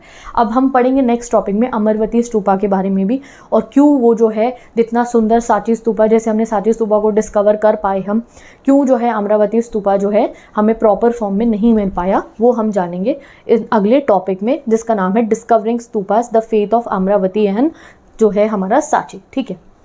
तो जितने भी स्तूपास हैं उनकी अपनी अलग अलग हिस्ट्री है। यहाँ सबसे पहले आप जानोगे अमरावती स्तूपा के बारे में। तो 1796 में लोकल राजा थे जो अमरावती के, उन लोग वो चाहते थे कि जो ये स्तूपा है ना, जो अमरावती स्तूपा था, ये थोड़ा रुइन हो चुका था, ठीक है। आसपास में कुछ जैसे जो सांची स्तूपा जब मिला तो वहाँ पे सीधा ASI पहुँचा और वहाँ पे जाके उन्होंने हिस्टोरिकल एविडेंसेस छानने शुरू करे। जो अमरावती स्तूपा था वहाँ पे दिख रही थी कि भाई रेलिंग है सुंदर सुंदर और ये कुछ ऐसे प्रॉपर स्ट्रक्चर बना हुआ है, तो वहाँ के लोकल राजा को लगा क्या पता है इसके नीचे कोई खजाना खजाना हो, ठीक है। तो उन्होंने वहाँ से जो है उन्होंने कहा कि ही डिसाइडेड कि वो जो ये स्तूपा के आसपास के जो स्टोन है उन सबको यूज़ करके बेसिकली वो क्या बनाएंगे, एक टेम्पल बनाएंगे, और उन्हें लगता था कि यहाँ पे खुदाई करेंगे, अंदर एक खजाना होगा, ठीक है। उसके कुछ सालों बाद तो बेसिकली यहाँ पे रुइन हुआ होगा अमरावती स्तूपा, जब खुदाई हुई होगी और यहाँ से जो है पत्थर ले जाए गए होंगे। उसके कुछ सालों बाद एक ब्रिटिश ऑफिशियल आए जिनका नाम था कलेन मैकेंजी। उन्होंने स्तूपा वाली साइट को विजिट करा, उन्हें बहुत सारे स्कल्पचर मिले, ड्राइंग्स वगैरह मिली, और उन्हें समझ में आया होगा कि हाँ ये कुछ इंपॉर्टेंस, क्या आर्कियोलॉजिस्ट का काम क्या है, क्या अगर वो किसी जगह पे गए हैं वहाँ उन्हें कुछ अलग सी चीज़ दिखली है हिस्टोरिकली इंपॉर्टेंट, तो उनको वो सबको रिपोर्ट करना होगा सो दैट वहाँ पे ये आया एंड खुदाई होनी शुरू हो। बट जो कुछ भी रिपोर्ट कलेन मैकेंजी ने बनाई वो कभी भी पब्लिश नहीं की गई टू प्रोटेक्ट स्तूपा। अगर हुई होती तो शायद अमरावती स्तूपा प्रोटेक्ट हो जाता। फिर 1854 में वॉल्टर एलियट जाते हैं वहाँ पे, जो कमिश्नर थे गुंटर के, यानी कि आंध्र प्रदेश के उस समय पे, वो गए वहाँ अमरावती। उन्होंने बहुत सारे स्कल्पचर्स को कलेक्ट करा, पैनल्स को कलेक्ट करा और अपने साथ मद्रास लेके चले गए, और वो मद्रास में उनको बोला जाता है एलियट्स मार्बल। अब फिर फाइनली जो है उनको और भी चीज़ें मिली थी, जैसे कि वेस्टर्न गेटवे। जब कलेन मैकेंजी ये जो वॉल्टर एलियट वहाँ गए थे तो वहाँ का वेस्टर्न गेटवे बिल्कुल ठीक था, तो तब उनको वहाँ पे वो दिखा एंड और भी बहुत सारे, तब उनको वो वेस्टर्न गेटवे देख के समझ में भी आया था कि वो एक बुद्धिस्ट स्तूपा है। और जो पता है आपको, जो अमरावती स्तूपा है ना, ये मतलब सांची स्तूपा से भी बहुत ज़्यादा सुंदर था और बहुत ही ज़्यादा और मैग्निफिकेंट तरीके से बना हुआ था, बट ये रुइन हो जाता है। तो गलती आप देख रहे हो कि किस तरीके से कलेन मैकेंजी ने ध्यान नहीं दिया, वॉल्टर एलियट ने ध्यान नहीं दिया, और उस वजह से जो अमरावती स्तूपा है उसका फेट ऐसा होता है। बाय 1850s जो है अमरावती स्तूपा से बहुत सारी स्लैब्स डिफरेंट प्लेसेस पे ले जाई गई, कि वहाँ स्तूपा से कोई एक पर्टिकुलर रेलिक को, स्ट्रक्चर को जो है ले जाके कहीं और जाके उन्होंने म्यूजियम्स में सजाना शुरू कर दिया। एशियाटिक सोसाइटी ऑफ बंगाल में रखी गई बहुत सारी इंडियन ऑफिसेस और मद्रास के, लंदन ले जाए गए। पता है आपको ये क्या करते थे, हमारी एंशिएंट चीज़ों को ले जाके अपने गार्डनों में सजा दिया करते थे। ये देखो यहाँ पे लिखा है, जो स्कल्पचर्स मिलते थे हमें स्तूपा के आसपास से जाके अपने गार्डनों में सजा रहे हैं। इवन ये तो चाहते थे कि गेटवेज भी ले जाके अपने गार्डन के गेटवे बना लेंगे, ठीक है। तो इस तरीके से इन्होंने हमारी हिस्ट्री को जो है आप देख सकते हो कितना ज़्यादा नुकसान पहुँचाया। बट फिर बाद में एक जन ऐसे आए जिनका नाम था H.H. कोल, और इन्होंने कहा कि ये तो बहुत ही गलत चीज़ है, it seems to me suicidal. उन्होंने इस चीज़ को कहा कि उन्हें सुसाइडल, एक बहुत ही गलत एक्ट लगता है ये, कि यानी कि एक कंट्री को लूट रहे हैं उनके ओरिजिनल वर्क को इस तरीके से कि एक पर्टिकुलर आर्ट जो जिस जगह से मिले उसे ले जाके आप कहीं और ले जा रहे हो। लंदन ले जाना क्या, वो तो किसी और म्यूजियम में भी, हमारे इंडिया के अंदर ही अगर किसी और म्यूजियम में हम एक पर्टिकुलर एरिया से ले जाके कोई उसकी लोकेशन को अलग कर रहे हैं, तो वो कह रहे थे ये बहुत गलत चीज़ है। उन्होंने कहा उनको लगता था कि अगर म्यूज़ियम बनाने हैं तो उसमें पीओपी के जो है स्ट्रक्चर्स रखो। अगर आपको गेटवे का दिखाना है लोगों को कि अच्छा भैया ऐसे स्तूपा थे, तो आप पीओपी के स्ट्रक्चर्स रखो। बट जब अमरावती की बात थी तो उनकी ये बात नहीं सुनी गई। बट जब सांची स्तूपा डिस्कवर हुआ तब तक थैंक गॉड उनकी ये बात सुनी गई थी और पीओपी के स्ट्रक्चर्स ही कहीं और जगह पर ले जाए गए, सांची स्तूपा को नुकसान नहीं पहुँचाया गया, ठीक है। तो इस तरीके से आप समझोगे। अभी आपको यहाँ पर क्वेश्चन आएगा कि क्यों सांची स्तूपा हमारे पास अभी भी इतने अच्छे फॉर्म में है और अमरावती नहीं है। तो आपने देखा कैसे पहले लोकल राजा ने वहाँ से जो है रॉक्स लिए होंगे, उसके बाद जो है और उसको नुकसान पहुँचाया गया। जाके H.H. कोल के टाइम पे जाके जो है उन्होंने कहा कि कभी भी हमारे को जो एक्चुअल स्ट्रक्चर है वो आर्ट को वहाँ से ले जाके म्यूज़ियम में नहीं रखना चाहिए। तो दिस इज़ वाई जो है why did Sanchi survive while Amravati did not. तो ये आपको समझ में ही आ गया है दैट H.H. कोल ने इतने समय बाद जाके जो है उसके बाद उन्होंने मना करा था। और एक और रीज़न भी है यहाँ पे कि जो अमरावती है ना, वो स्कॉलर्स ने बहुत पहले ढूंढ लिया था। तब तक जो कुछ भी वहाँ पे मिल रहा था ना, जो फाइंड्स वहाँ मिल रही थी, उसकी इतनी वैल्यू पता नहीं थी लोगों को। 1818 में यानी कि 1818 में जब सांची स्तूपा मिला था तो सांची स्तूपा बहुत ज़्यादा अच्छी कंडीशन में मिला था। चारों गेटवेज थे, बस एक गेटवे था जो वहीं पे माउंट के पास में नीचे गिर गया था। और जो है यहाँ सांची स्तूपा के टाइम पे भी बोला गया था कि पेरिस और लंदन जो है गेटवेज को ले जाते हैं, बट फाइनली वही H.H. कोल की बात मान ली गई थी दैट नहीं, प्लास्टर ऑफ पेरिस वाले जो आप रेप्लिकास लेकर जा सकते हो, ठीक है। तो बेसिक क्या बता रखा है कि अमरावती डिस्कवर स्कॉलर्स ने तब कर लिया था जब तक वो जो वैल्यूज़ थी ना उसकी पता नहीं थी कि अच्छा भाई ये बुद्धिज़्म से रिलेटेड है, इतनी नॉलेज नहीं थी, तब वो मिला था। सांची स्तूपा के टाइम पर स्कॉलर्स को बहुत ज़्यादा नॉलेज थी।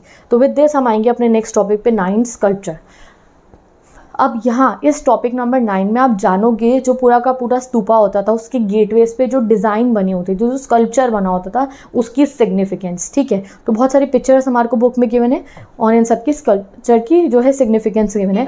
अब पढ़ते हैं टॉपिक नंबर 9.1 जिसका नाम है स्टोरीज इन स्टोन। बेसिकली यहाँ क्या होगा, देखो हम पढ़ेंगे कि जो स्तूपा है उनके ऊपर जो जो स्ट्रक्चर बना हुआ था, ठीक है, जैसे एक स्तूपा का गेटवे है उसके ऊपर जो डिज़ाइन बने हुए हैं, स्कल्पचर जो बना हुआ है उसको हम स्टडी करेंगे। तो हिस्टोरियंस क्या करते हैं, अगर आपने कोई स्कल्पचर को पर्टिकुलरली देख सकते हो तो उसको देख के ऐसे कुछ समझ में नहीं आएगा कि इसका मीनिंग क्या है।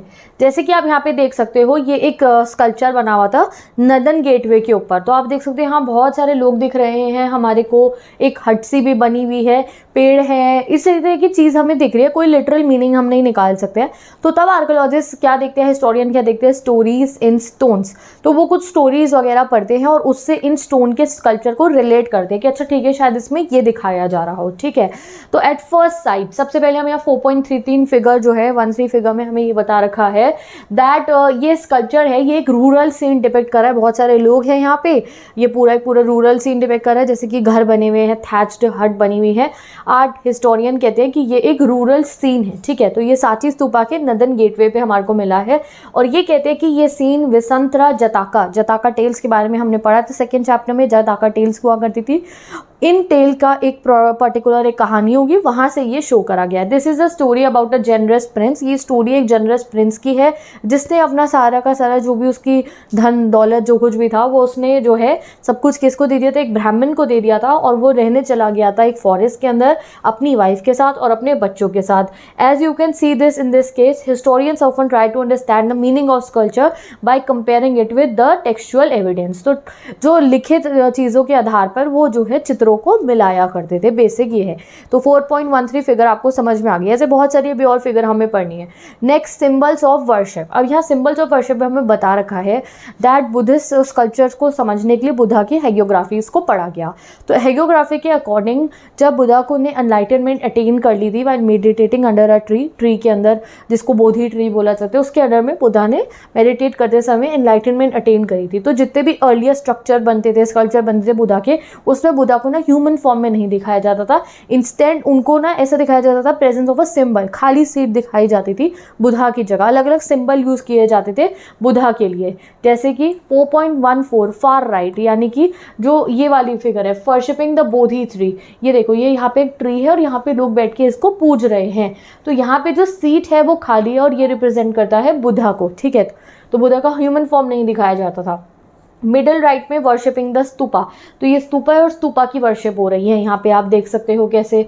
ठीक है, setting in motion the wheel of धर्म, तो धर्म का व्हील जो है, धम्मा का जो व्हील है, इसको जो है आप देख सकते हो यहाँ पे, ये धम्मा का जितने भी प्रिंसिपल्स है कि हाँ उसको अब ऑल अराउंड द वर्ल्ड जो है आपको स्प्रेड करना है, ये शो कर रहा है। तो इस तरीके से सिम्बल्स को स्टडी किया गया।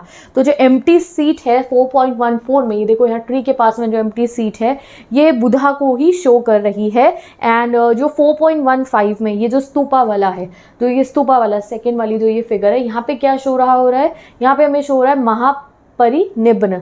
तो निब्न मतलब मैंने आपको बताया था, तो ये बुद्धा का जो है इस स्टेट को शो कर रहा है। अनदर फ्रिक्वेंटली यूज सिंबल जो बुद्धिज्म में है वो है एक व्हील जो धम्मा के शो करता है। ठीक है, this stood for the first sermon of Buddha delivered eight Sarnath. तो फिगर नंबर 4.16 कौन सी है, जैसे कि आप ये देख सकते हो, ये जो फर्स्ट ये वाली जो फिगर है जिसमें एक व्हील भी दिखाया जा रहा है, ये बुद्धा का पहला सरमन जो है शो कर रहा है। As is obvious from such sculptures can not be understand literally. तो भाई अब स्कल्पचर्स को हम लिटरली ऐसे पेड़ दिख रहा है तो क्या समझोगे, लोग दिख रहे हैं तो क्या समझोगे, नहीं समझ सकते। तो इन सबको माना, इनको हमने सिम्बलाइज किससे करा, बुद्धा के लाइफ के इवेंट से, कि अच्छा ये जगह है जहाँ पे बुद्धा ने एनलाइटनमेंट अटेन करा। इस तरीके से हिस्टोरियंस सब चीज़ों को समझते हैं। ठीक है, अब ये कंप्लीट हो गया। अब हम और चीज़ें जानेंगे, जैसे कि और भी बहुत सारे स्कल्पचर हमें सांची स्तूपा पे दिखे हैं जो हमने समझे। जैसे कि ये जो फिगर है ये एक वुमेन की है एंड ट्रीज हैं इनके अराउंड, देखो हैंड और यहाँ से ये ट्रीज आ रही हैं।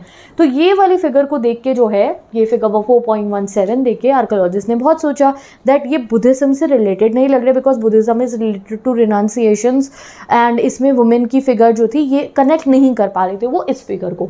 फिर हाउएवर बहुत पढ़ने के बाद समझ में आया कि ये जो फिगर है ये शला भंजिका की है। शलाभंजिका एक संस्कृत वर्ड है and according to a popular tradition ये एक ऐसी वुमेन है, ये एक ऐसी लेडी है जिनके टच से जो ट्री है, कुछ भी जो चीज़ें हैं ना वो ट्री फ्लावर बन जाते हैं और उनमें से फ्रूट्स आने लगते हैं। तो ये ऐसी मैजिकल है ये, ठीक है। इट इज़ लाइकली दैट इस शलाभंजिका के सिंपल को जो है बनाने का मतलब ये है कि बुद्धा के लिए, यानी कि बुद्धिज़्म में बहुत सारे लोग आए, जो लोग पहले बुद्धिस्ट नहीं थे वो भी आए, अलग अलग ट्रेडिशंस के लोग आए, ठीक है। और जब वो वहाँ पे आए तो उन्होंने अपनी थिंकिंग भी इसमें ऐड ऑन करी, उन्होंने नई नई चीज़ों को सीखा। तो ये रिप्रेजेंट कर रहा है, जैसे कि जो ट्री है ग्रो होता रहता है ना, तो ये चीज़ शो कर रहा है कि जब और नए नए लोग, प्री बुद्धिस्ट लोग भी आए यहाँ पे, जो बुद्धिज़्म से कनेक्शन जिनका नहीं था वो नए नए यहाँ ज्वाइन हो, तो उन्होंने अपनी सोच भी इसमें शामिल करी। यही चीज़ आपको यहाँ पे बता रखी है। The shalabhanjika motif suggest that many people who turn to Buddhism enriched it with their own pre Buddhist and even non Buddhist belief, कि जो लोग बुद्धिज़्म में आए, पहले तो बुद्धिस्ट नहीं थे ना, तो उन्होंने अपनी उन बिलीव्स को भी कहीं ना कहीं बुद्धिज़्म में ऐड करा और जो अच्छी थी उनको ऐड करा। Some of the recurrent motifs in the sculpture at Sanchi were evidently derive from this tradition. तो भाई सांची में जितने भी ये मोटिव्स मिल रहे थे उनको इन्होंने ऐसी ऐसी चीज़ों से कनेक्ट करते हुए समझा। इन्होंने अपने आप ही कह दिया, मतलब शलाभंजिका का मोटिव देख के इन्होंने कहा कि ये क्यों है कि भाई लोग यहाँ पे आके ऐड ऑन हुए, जैसे जैसे कि उन्होंने अपनी जो कुछ बातें जो है बुद्धिज़्म में ऐड करी, तो जब आप किसी चीज़ को ऐड कर रहे हो वो ग्रो हो रही है, तो वो इन्होंने शलाभंजिका के मोटिव से दिखा दी, ऐसा हिस्टोरियंस ने कहा है। वैसे संस्कृत के अकॉर्डिंग शलाभंजिका कौन है, ये कौन थी जिनके टच से कोई भी चीज़ पेड़ फूल पत्ते पौधों में बन जाता है एंड इट बेयर फ्रूट, ठीक है। तो ये सब सिंबल आप देख सकते हो स्तूपा के जो है दीवारों पे और हर जगह पे बने हुए थे। अब बहुत सारे एनिमल सिंबल्स भी हमारे को मिले, मंकी, कैटल, एलिफेंट, ये सब मिले। जैसे कि ये एलिफेंट का सिंबल हमारे को मिला, ठीक है, एलिफेंट एट सांची। तो एलिफेंट को इन्होंने कहा ये ह्यूमन विजडम और स्ट्रेंथ का सिंबल है, इसलिए ऐसे एलिफेंट बनाए गए थे। अब एक और मोटिव है जिस पे बहुत ज़्यादा सोचा जाता है, ये मोटिव जो है ये है गजलक्ष्मी का, ठीक है। ये गजलक्ष्मी जी का आप देख सकते हो। ये जो मोटिव है इसमें क्या शो हो रहा है, इस मोटिव में जो वुमेन है वो सराउंडेड है लोटस से एंड एलिफेंट से 4.19 and it seem to be sprinkling of water on her as if performing a abhishek. तो ये ऐसा शो हो रहा है कि ये जो है अभिषेक परफॉर्म हो रहा है यहाँ पे। अब कुछ हिस्टोरियंस कहते हैं कि ये माया है, यानी कि ये बुद्धा जी की मदर है, और कुछ कहते हैं कि ये पॉपुलर गॉडेस है गजालक्ष्मी, ठीक है। कुछ कहते हैं कि कौन से गॉडेस है ये गॉडेस है जिनका नाम है गजालक्ष्मी, जो गुड फॉर्च्यून के लिए जो है एसोसिएटेड है। एंड साथ ही के साथ में वो ये कह रहे हैं कि मतलब कि ये कंफर्म नहीं है, कुछ कह रहे हैं गजालक्ष्मी और कुछ लोग कह रहे हैं कि ये जो है ये बुद्धा की मदर है, माया। हिस्टोरियंस आइडेंटिफाई फिगर एज माया। तो कुछ हिस्टोरियंस को लगता है ये माया है, उन्होंने स्टडी करा तो उनको लगता है ये माया है, the mother of Buddha. Other identify her with the popular goddess Gajalakshmi. तो कुछ को लगता है कि ये Gajalakshmi. It is also possible that devotees who saw this sculpture identify figure with both Maya and Gajalakshmi. ऐसा हो सकता है कुछ डिवोटीज इन्हें माया मानते हो, कुछ डिवोटीज गजालक्ष्मी जी मानते हो। तो विद दिस एक और हमारे पास सिंबल है जिसके बारे में इन्हें नहीं पता है स्कॉलर्स को, ये है सरपेंट का, ठीक है। ये सेवलर पिलर्स के ऊपर ये सरपेंट वाला जो सिंबल है ये है। This motif seem to be derive from a popular tradition. ये भी किसी ट्रेडिशंस में से ही लेके जो है बनाया गया है, जो हम अभी तक रिकॉर्ड में नहीं है और हिस्टोरियंस को समझ में नहीं आया है, ठीक है। Interestingly one of the earliest modern art historian जिनका नाम था जेम्स फर्गसन, ठीक है, उनको सांची ऐसा सेंटर लगा था जहाँ पे ट्री और सांपों की यानी कि सरपेंट की वर्शिप करी जाती होगी। तो ये बड़े शुरुआत में गए होंगे यहाँ पे सांची में, तो इनको लगा यहाँ हर जगह पे पेड़ के सिंबल बने और सरपेंट्स बने पिलर पे, तो मे बी यहाँ पे सरपेंट की और जो है पेड़ों की पूजा की जाती होगी। He was not familiar with the Buddhism. वो बुद्धिज़्म से फेमिलियर नहीं थे एंड बहुत सारे बुद्धिस्ट टेक्स्ट तब तक जो है ट्रांसलेट नहीं हुए थे, तो इस वजह से उनको ने ये सब चीज़ों को नहीं समझ पाए थे। कौन? James Fergusson. तो याद रखना इनका नाम बाई चांस आ जाए तो। विद दिस ये टॉपिक कंप्लीट। अब पढ़ेंगे हम new religious tradition, the development of Mahayana Buddhism. 10.1 पे आते हैं डेवलपमेंट ऑफ महायाना बुद्धिज्म। तो ये कैसे हुआ था ये देखते हैं। 1st सेंचुरी CE से, ठीक है। तो 1st सेंचुरी CE हम 6 BCE से पढ़ते आ रहे हैं, अब हम आ गए हैं भैया 1st सेंचुरी CE पे। तो यहाँ पे बुद्धिज्म के कुछ चेंजेस होने हमें दिखाई देते हैं। जो अर्ली बुद्धिस्ट टीचिंग थी वो सेल्फ एफर्ट टू अचीव निब्बन पे बिलीव करती थी कि अगर आपको जो है निब्बन अचीव करना है, निब्बन मैंने आपको बताया वो स्टेट जब you are in a state कि आप हर चीज़ पे ग्रीड नहीं है आपके अंदर बिल्कुल भी, एंड यू आर सेटिस्फाइड, ठीक है, एक हैप्पी स्टेट में हो, दुख दर्द सब चीज़ से आप बाहर आ चुके हो लिविंग में, ठीक है। ऐसा नहीं कि मरने के बाद, लिविंग फॉर्म में। दिस इज काइंड ऑफ, अगर मैं सिंपल भाषा में आप बोलूँ, निब्बन। तो निब्न एफर्ट जो है अचीव करने के लिए सेल्फ एफर्ट, कि आप खुद से मेडिटेशन कीजिए, आप खुद से तपस्या कीजिए और तब आप निब्न को अचीव कीजिए, ये हुआ करता था स्टार्टिंग में। Beside the Buddha was regarded as a human being who attain enlightenment through his own efforts. Even Buddha ji ने भी एनलाइटनमेंट अटेन खुद के एफर्ट से ही की थी, ठीक है। Those who adopted these belief were described as Hinayana या फिर लेसर व्हीकल। तो जो इस वाले पाथ पे चलते थे कि हम भी अपने एफर्ट से मेडिटेशन करके और इस तरीके से जो है अपना जिस तरीके से बुद्धा जी ने करा था, इसी वाले रास्ते पे जाके अगर वो जो है अचीव करना चाहते थे निब्ना, तो उनको बोला जाता था हिनयाना या फिर द लेसर व्हीकल। हाउएवर धीरे धीरे idea of a saviour emerged, एक सेवियर का आइडिया इमर्ज होने लगा और बुद्धा को गॉड माने जाने लगा। Buddha was regarded as a god who could ensure salvation, जो दूसरों को सैल्वेशन दिलवा सकते हैं। Those who adopted this believe are described as Mahayana और द ग्रेटर व्हीकल। और जो लोग इस बिलीव को मानते थे कि वो बुद्धा को एज अ गॉड मानते थे, एज अ सेवियर मानते थे, वो जो है महायाना होते थे या फिर द ग्रेटर व्हीकल, ठीक है। Simultaneously the concept of bodhisattva also develop. फिर धीरे धीरे बोधिस्ता का कॉन्सेप्ट आया कि वो लोग जिन्होंने जो है निब्न को अचीव कर लिया था, फिर वो बाकियों की मदद करेंगे। Bodhisattva was perceive deeply compassionate being, यानी कि वो लोग जो निब्न अचीव कर सकते हैं, अपने मेरिट से उन्होंने खुद से जो है निब्न अचीव कर लिया है, अब वो औरों को हेल्प करें निब्न अचीव करने में, ठीक है। तो फिर धीरे धीरे बुद्धिज़्म में बुद्धा की भी जो है वर्शिप करी जाने लगी और बोधिसत्वास की भी, यानी कि जिन्होंने एनलाइटनमेंट सीख कर लिया था और लोगों ने, उनकी भी जो है महायाना ट्रेडिशन में पूजा की जाने लगी, उनको वर्शिप की जाने लगा। तो हिनयाना में सेल्फ एफर्ट था, महायाना में बुद्धा और बोधिसत्वास के थ्रू जो है इनको वर्शिप किया जाने लगा। तो this was about topic number 10.1 हमारा कंप्लीट। अब आते हैं गाइस हम द ग्रोथ ऑफ पौराणिक हिंदुइज्म।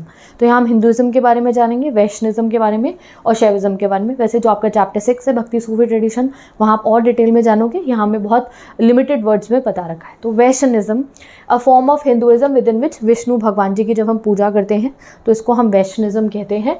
और जो है इसमें प्रिंसिपल डेटी हमारे कौन होते हैं? विष्णु भगवान जी। ऑल ओवर द कॉन्टिनेंट हमारा वैष्णविज्म और शैविज्म था, ठीक है।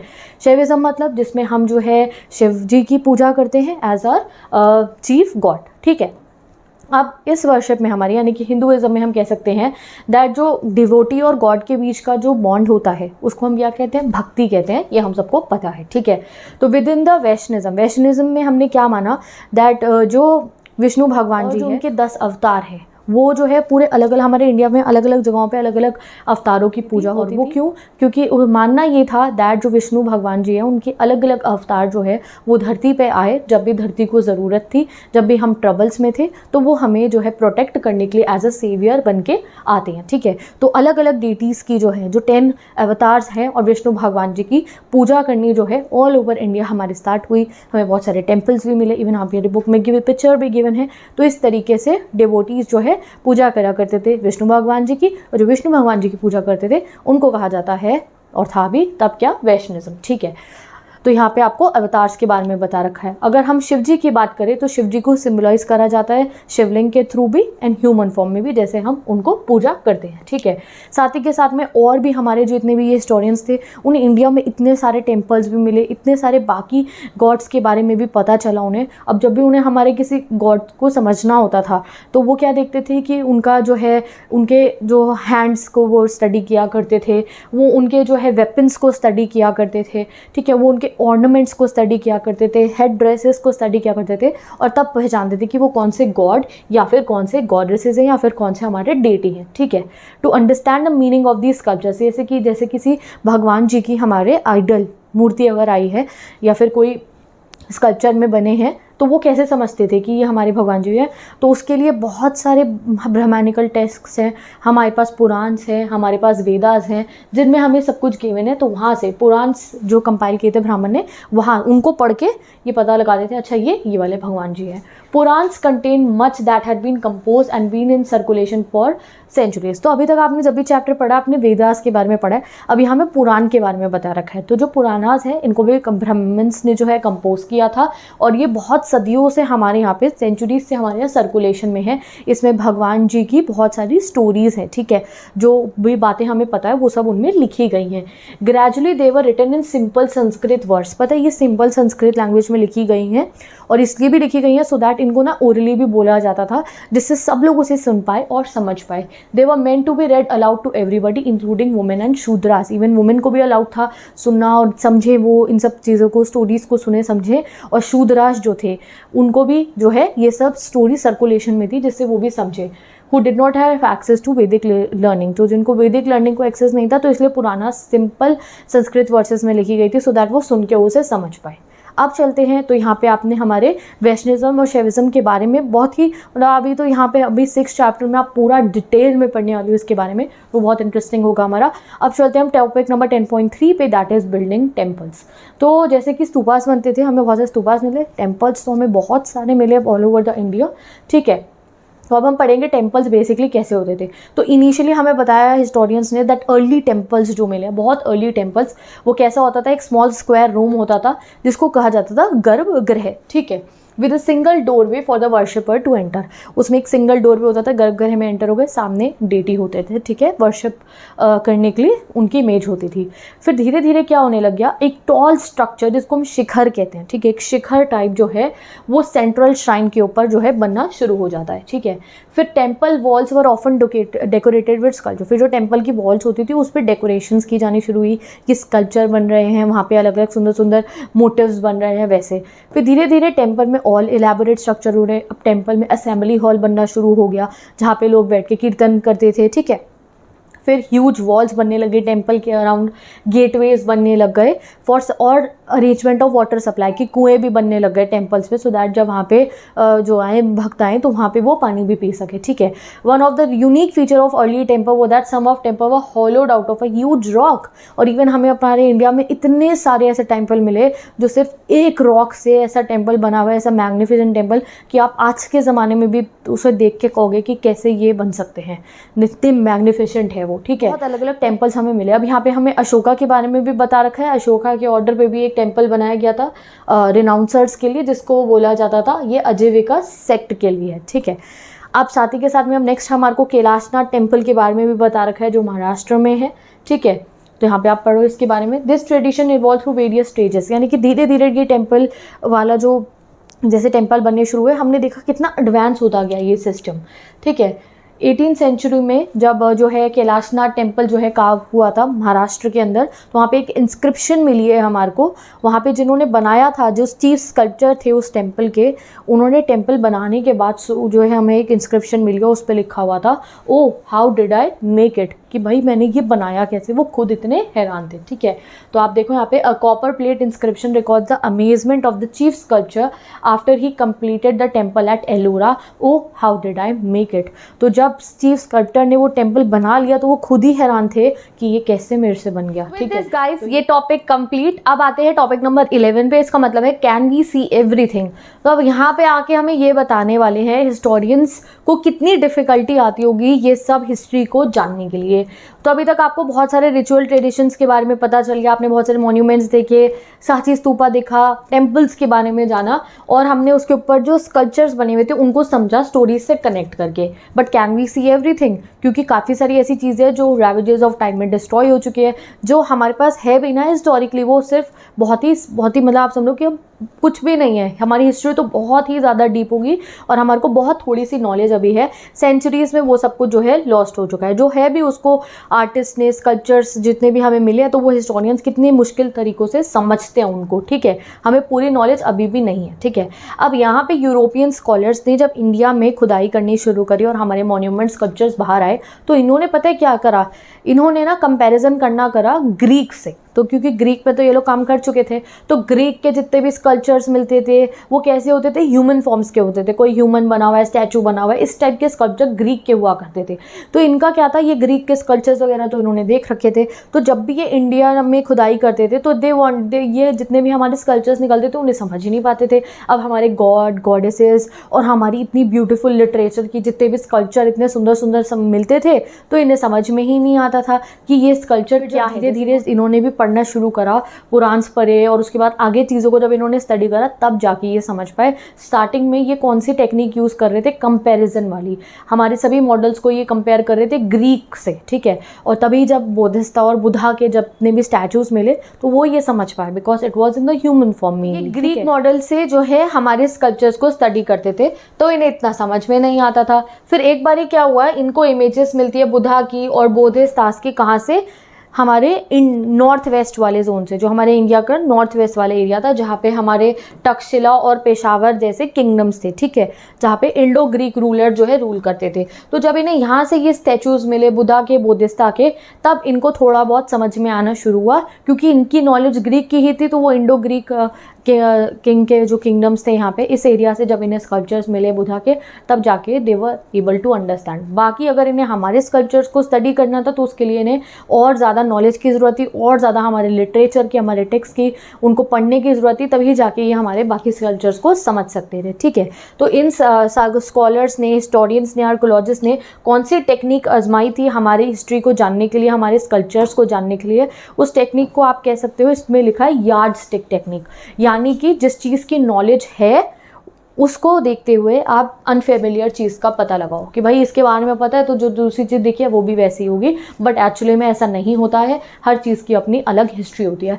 आखिरी बात आती है टॉपिक पे, if text and sculpture do not match what historians do. अब इन्हें कोई स्कल्पचर मिला है और वो टेक्स्ट से मैच नहीं हो रहा है तो ये क्या करते हैं। तो एक एग्जाम्पल है हमारे पास ये समझने के लिए, जैसे कि महाबलीपुरम में स्टोन का स्ट्रक्चर मिला है, आप जाके ये फोटो में देख सकते हो, बुक में हमारे को एंड में गिवन है। तो इन्होंने जब पुराण्स को पढ़ा तो दो इनको लगता है, कुछ कहते हैं कि वो हमें डिपिक्ट हो रहा है सीन, ऑब्वियसली इसमें कोई स्टोरी दिखाई दे रही है जहाँ पे जो है जब गंगा जो है, रिवर गंगा जो है जब हेवन से अर्थ पे आई थी, इस सीन को डिपिक्ट हो रहा है, कुछ स्कॉलर्स ये कहते हैं।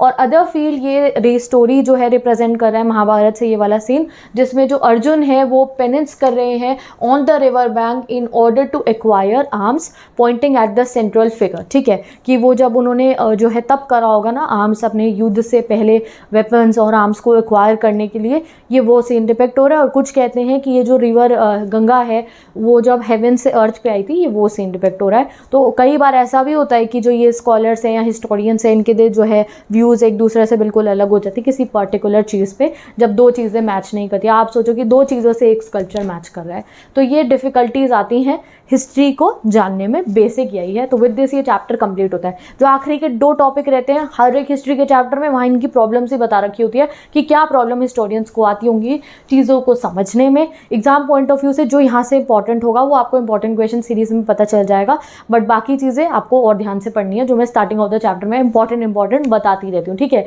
तो विद दिस ये चैप्टर भी हमारा कंप्लीट होता है। अब मिलूंगी आपसे नेक्स्ट वीडियो में, जहाँ हम अपने नेक्स्ट चैप्टर को भी जल्दी से ऐसे ही कवर कर लेंगे, यानी कि अपनी नेक्स्ट बुक को। अब वेट अ सेकेंड, अगर आपको ये चारों चैप्टर्स पढ़ने हैं तो इसका एक वन शॉट वीडियो क्रिएटेड है, यानी कि पूरी बुक वन का हमारा एक वन शॉट वीडियो क्रिएटेड है, जिसका लिंक आपको डिस्क्रिप्शन बॉक्स में मेरे चैनल पे जाके वो वीडियो मिल जाएगी, जहाँ पे आप बहुत जल्दी चारों चैप्टर एक साथ पढ़ सकते हो हमारी इंटायर बुक के। तो you can go and study that also. और नोट्स के लिए इंस्टाग्राम आईडी चेक कर सकते हो, कोई क्वेरीज है तो पूछ सकते हो। With this bye bye, take care and best.